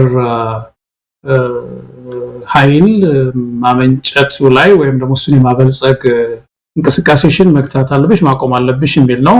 ኢራን ደግሞ መብቴ ነው፣ ለሲቪል ጉዳዮች ማበልጸግ መብቴ ነው፣ ሌላው ሀገር ብዙ ሀገር እንደሚያደርገው እኔም ማድረግ አለብኝ የሚል ነገር ነው እና ሰርጡን ደግሞ እኔ ነኝ መቆጣጠር አትችይም ብቻሽን የሚል ነው። እሱንም አልቀበለውም። ቀጣናዬ ነው የኔ ቀጣና ነው፣ ስለዚህ እየቀረጥኩ እንደዚሁ ነው አስተላልፋለሁ የሚል ነውና ሜጀር ነው ማለት ነው። ሰፊ ልዩነት ነው ያለው ማለት ነው። ዋናው ወደ ጦርነት ያስገባውም አንዱም የኒውክሌሩ ጉዳይ ስለሆነ ያስተዳደር ለውጥ ኢራን ላይ መምጣት አለበት ስለሆነ የአሜሪካ አቋም ከባድ ችግር ነው ማለት ነው። እንግዲህ አሁን ምንድነው ፕሬዚደንት ትራምፕም እንቀጥላለን፣ እንደበድባለን፣ ይህንን የሆርሙዝ ሰርጥንም እንቆጣጠረዋለን እያሉ ነው ያሉትና እንግዲህ ይሄ ለተወሰነ ጊዜ እንደገና ሌላ ረብሻ የሚያመጣ ከሆነ ይሄ ምቱ የሚቀጥል ከሆነ የኢራን አጸፋ ምላሽም ደግሞ እንደዛው የሚቀጥል ከሆነ እንግዲህ ብዙ የዓለም አቀፍ ንግድ መስተጓጎል ይመጣል ማለት ነው እና እነዚህ አቅም የሌላቸው ሀገሮች ጉዳታቸው እየጨመረ ይሄዳል። በተለይ እንደ ኢትዮጵያ ያለ ሀገር ደግሞ እንግዲህ በጣም ከባድ ችግር ውስጥ ነው የምንወድቀው ማለት ነው። ነዳጁ ጉዳይ ብቻ አይደለም፣ አሁን ብዙ ጊዜ የታየን ነዳጅ ነው፣ ግን ሌሎች እንቅስቃሴዎችም አሉ በዛ በኩል የሚያልፍ ንግዶች፣ የተለያዩ መድኃኒት እና ሌሎች የንግድ ዓለም አቀፍ እንትኖች አሉ ኢምፖርት የምናደርጋቸው። ለምሳሌ እዚህ የህንፃ መሳሪያ እንትን በከፍተኛ ሁኔታ ችግር ውስጥ ወድቋል። ኢትዮጵያ ውስጥ መሳይ እንቅስቃሴ ቆሟል ማለት ይቻላል። ግብአቶች ኢንግሪዲየንት ስለ ፋብሪካዎች የሚሆን ኢንግሪዲየንትስ በሙሉ የዋጋቸው በጣም ሰማይ ነክቷል። ከሁሉ በላይ ግን የሚያሳስበን ይበልቶ የሚያድረው ማህበረሰብ ነው። ይሄ ንቅናቄ የገበያ ንቅናቄ ባለፈው ያልነው ንቅናቄውን ስለነካው ስለገታው ትራንስፖርት በተለይ ስላስቆመ እነዚህ ጉድስ ወይም ደግሞ ሸቀጦች እንቅስቃሴ ሲመታ ያው የኛ ሀገር ሰው የምታውቀው ነው ኑሮ ለተወሰነ ረዘም ላለ ጊዜ ገዝቶ የሚከት አይደለም። ይየቀን ነው የተወሰነች ብር ስኳር ዛሬ ጧት ገዝቶ እንደሆነ ለነገም ደግሞ እሱ ሄዶ የሚገዛ ማህበረሰብ ነው አብዛኛው ያለ። የየቀን ፍጆታውን በየቀኑ የሚሸምት ማህበረሰብ ጉልት ይዞ ቁጭ የሚል ብዙ ማህበረሰብ ነው ያለን። ትናንሽ ሱቆች ይጎዳሉ። በተለይ እነዚህ አነስተኛ ሱቆች ማለት ነው ረዘም ላለ ጊዜ ሲቆዩ አቅም አይኖራቸውም ብዙ የመቆየት እና ረዘም ላለም ጊዜ ኢኮኖሚያችን ላይ ተጽዕኖ ሊያመጣ ነው ማለት ነው። ለዚህ የሚሆኑ እንግዲህ የተለያዩ ስትራቴጂስ መንደፍ እንዴት ነው ይህን ክፉ ጊዜ የምናልፈው፣ በተለይ ከሁሉም በላይ ደግሞ የፖለቲካ መረጋጋት እንዴት እናምጣ የሚለው ላይ ምንም አብይ አህመድ አያሳስበውም። በዚህ ሁሉ ችግር ውስጥ ቅድም ያልከው ነው ኢትዮጵያ ብቻዋን መቃብር ፈንቅላ እየበረረች ነው እና ከባድ ችግር ውስጥ ልንወድቅ እንችላለን የሚለው ነገር ያሳስበናል በጣም መሳይ። የዚህ መካከለኛው ምስራቅ ነገር ገለታው እንግዲህ ወዴት ሊያመራ ይችላል የሚለው ዓለም አቀፍ የፖለቲካ ታዛቢዎችም እንደሚገልጹት ከሆነ መጪው ጊዜ ለዓለም ጥሩ ነገር ይዞ የሚመጣ አይደለም። ፕሬዚዳንት ትራምፕ እዚህ አሜሪካ ውስጥ ኮንግረሱ ምናልባት ጦርነት የማካሄድ እንዲህ አይነቱ ነገር ላይ በበጀት እጥረትና በጀቱ የማይፈቀድ ሆኖ ጦርነቱን ለማካሄድ የማይችሉበት ሁኔታ ካልተፈጠረ በስተቀረ ሰውየው ዘው ብሎ የሚገባበት የበለጠ ኪሳራ ለማምጣት ምንም ወደ ኋላ የማይል ነው ብለው ስጋታቸውን የሚገልጹ ወገኖች አሉ። ለማንኛውም ኮንግረሱ ላይ የተንጠለጠለ ጉዳይ አለ። ሪፐብሊካኖችም ከዚህ አንፃር መጪውን ምርጫ ላለማጣት ብዙ አደጋዎች ነው ከፊታቸው የተደቀነው። ሚድተርም ኢሌክሽን አለ ያውም ህዳር ላይ የሚካሄደው፣ እሱን ጨምሮ የሴኔቱ ጉዳይ አለ፣ የፕሬዝዳንታዊ ምርጫውም አለ። እነዚህን ሁሉ ሊያጡ የሚችሉበት እድል ሰፊ ነው። ስለዚህ የኢራን ጉዳይ በአሜሪካ ፖለቲካ ውስጥም እንደዚሁ ዋና አጀንዳ እየሆነ እየመጣ ነውና ፕሬዚዳንት ትራምፕ ከዚህ አንፃር የሪፐብሊካኖችንም ይሁንታ እንደዚሁም የአብዛኛውን የአሜሪካንን ህዝብ ስሜት ተረድተው ወደ ኋላ ፈግፍገው ነገሩን በተለሳለሰ ሁኔታ ካልተመለከቱት በስተቀረ አሁን እየተናገሩ ባሉበት ሁኔታ የሚቀጥሉ ከሆነ አስቸጋሪ ነው። ኢራንም እንግዲህ የሉና ጉዳይ ነው ብላ ገብታበታለች። በተፈጠረባት ምት ብዙ የበቀል ተግባራትን ለመፈጸም እልህ ያዘች ሀገር ናት። ስለዚህ ሁለቱም ኃይሎች ወደማያባራ ነገር ውስጥ እንዳይገቡ ዓለም በከፍተኛ ደረጃ ስጋቱን እየገለጸ ይገኛል። ለማንኛውም አብረን የምናየው ነው። ከኢትዮጵያ አንፃር ያነሳው በእንቅርት ላይ ጆሮ ደግፍ ነው። ከወዲሁ ተጽዕኖ የኢትዮጵያን ህዝብ ከፍተኛ አደጋ ውስጥ ከቷል። ነዳጅ የሚባል ነገር የለም ማለት እስኪቻል ድረስ ነገሮች ሁሉ የቆሙበት ሁኔታ ነው ያለው። ሰሞኑን የሀገር አቀፍ አቋራጭ አውቶቡሶች የሚባሉት ሙሉ በሙሉ የቆሙበት ሁኔታ እንዳለ ነው። ዋና የሚባሉት ወደ ሞያሌ፣ ሐረር፣ ድሬዳዋ፣ አርባ ምንጭ፣ ጅማና ቦንጋ የሚሄዱ ሀገር አቋራጭ አውቶቡሶች እንደተቋረጡ ነው የሰማ ነው። ምክንያቱም ያላቸው ነዳጅ የሚቀዱት ነዳጅ ደርሶ የሚመልሳቸው ስላልሆነ ብዙ ነገሮች በዚህ ምክንያት እየቆሙ ነው። በየመንገዱ ላይ ምርቶች እየተበላሹ እየባከኑ ይገኛሉ። ነዳጅ አጥተው የጫኑትን እህልና የጫኑትን የተለያዩ የፍራፍሬ ምርቶችን እንደተሸከሙ መንገድ ላይ ከ5 እና ከ6 ቀን በላይ ያለፋቸው ተሽከርካሪዎችንም እንዲሁ ሮሯቸውን እየሰማን ያለ ነውና ይሄ በዚሁ ከቀጠለ ዳግም ጦርነቱ ከመጣ ምን ልንሆን እንችላለን የሚለው በእርግጥም ያሰጋል። አብይ አህመድ አልተዘጋጀም። ምን አይነት ዝግጅት አድርጓል? ይህንን ነገር ለመቅረፍ እንዴት እያደረገ ነው ብለህ ብትል እነሱ አይናቸውን ጨፍነው ምርጫው ላይ ነው ቅስቀሳ እያደረጉ ያሉት። ምርጫውን ደግሞ ነዳጅ ቆጣቢ እኮ አይደለም። ተሽከርካሪዎችን በሙሉ አውጥተው ለምርጫ ቅስቀሳ እየተጠቀሙ ነው ያሉትና የሚገርም ነው የምናየው ነገር። አልተዘጋጀም። እንደውም የሚያባብሱ ነገሮችን ነው በአገዛዙ በኩል እየተስተዋለ ያለው። ምን ግዴላቸውም እነሱ እኮ የህዝብ ተጠበሰ፣ ተሰቃየ፣ ምን አለ በቃ አሁን አንዲት ወደ ዓለም አቀፍ ነው እየወረወሩ ያሉት አንድ መወርወሪያ ቦታ ፈልገው ይሄንን የነዳጅ ጉዳይ የኛ ችግር አይደለም እስራኤልና አሜሪካ የፈጠሩት ኢራን የፈጠሩት ጦርነት ነው ያመጣው ቻለው እንደውም አሁን በቴሌቪዥን ባለፈው ሰውዬ ሲናገር ሰማዋለሁ መሄድ በእግር መሄድ ባህል ማድረግ አለብን ይላል ለገበሬው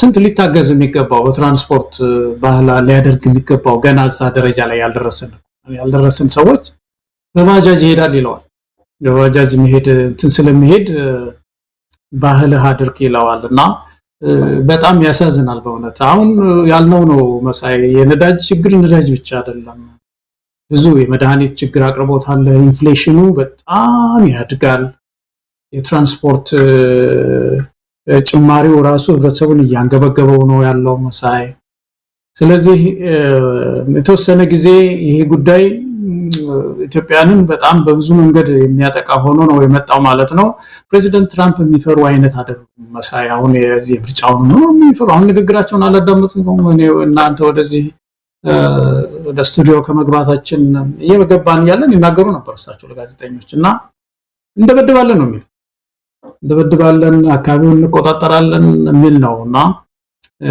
ትንሽ ዓለም አስጊ ሁኔታ ውስጥ ወድቃለች ግን የመጨረሻው ይሄ ንግግር የመጨረሻው ሊሆን አይችልም ፓኪስታን የጀመረችው እንትን እንደገና ሌሎች ሀገሮችም እንደዚህ ኢኒሺዬቲቭ ወስደው እንደገና ሌላ የማግባባት ስራ ቢሯሯጡ ጥሩ ነበር ዩናይትድ ኔሽንስ በጣም ያሳዝናል ዓለም ምንም ተቋም እንደሌለው የሚያሳየው ይሄ ተቋም ብዙ ሊደክም ሲገባው ዞር ምንም በቃ ዝም ብሎ ያለ እንደውም ባለፈው ምን ሲናገሩ ነበር ዋናው ሰውዬ ፓኪስታን የጀመረችውን እንደው ቢያዳምጡ ጥሩ ነው ምናምን ይላሉና ሁለቱም እኮ አባል ሀገሮች እኮ ናቸው ኢትዮጵያ ማናት አሜሪካና ኢራን አባል ሀገሮች ናቸው ሁለት ሀገሮች እየተደባደቡ ነው ያሉት እስራኤል 3 እነዚህ ሀገሮች እንደዚህ የሆኑብኝ ነው ምኑ ማክሲመም የሆነው የዲፕሎማሲ ጥረት ያደረገም ዩናይትድ ኔሽንስ ስለዚህ የዓለም ተስፋዋ በእነዚህ ኃይለኞች እጅ ሆኗል እና ያሳዝናል መሳይ እንግዲህ እስቲ ዊልሲ እንዳልከው በትንሳኤ በዓል ላይ ሆነን ያዘጋጀነው የዕለቱ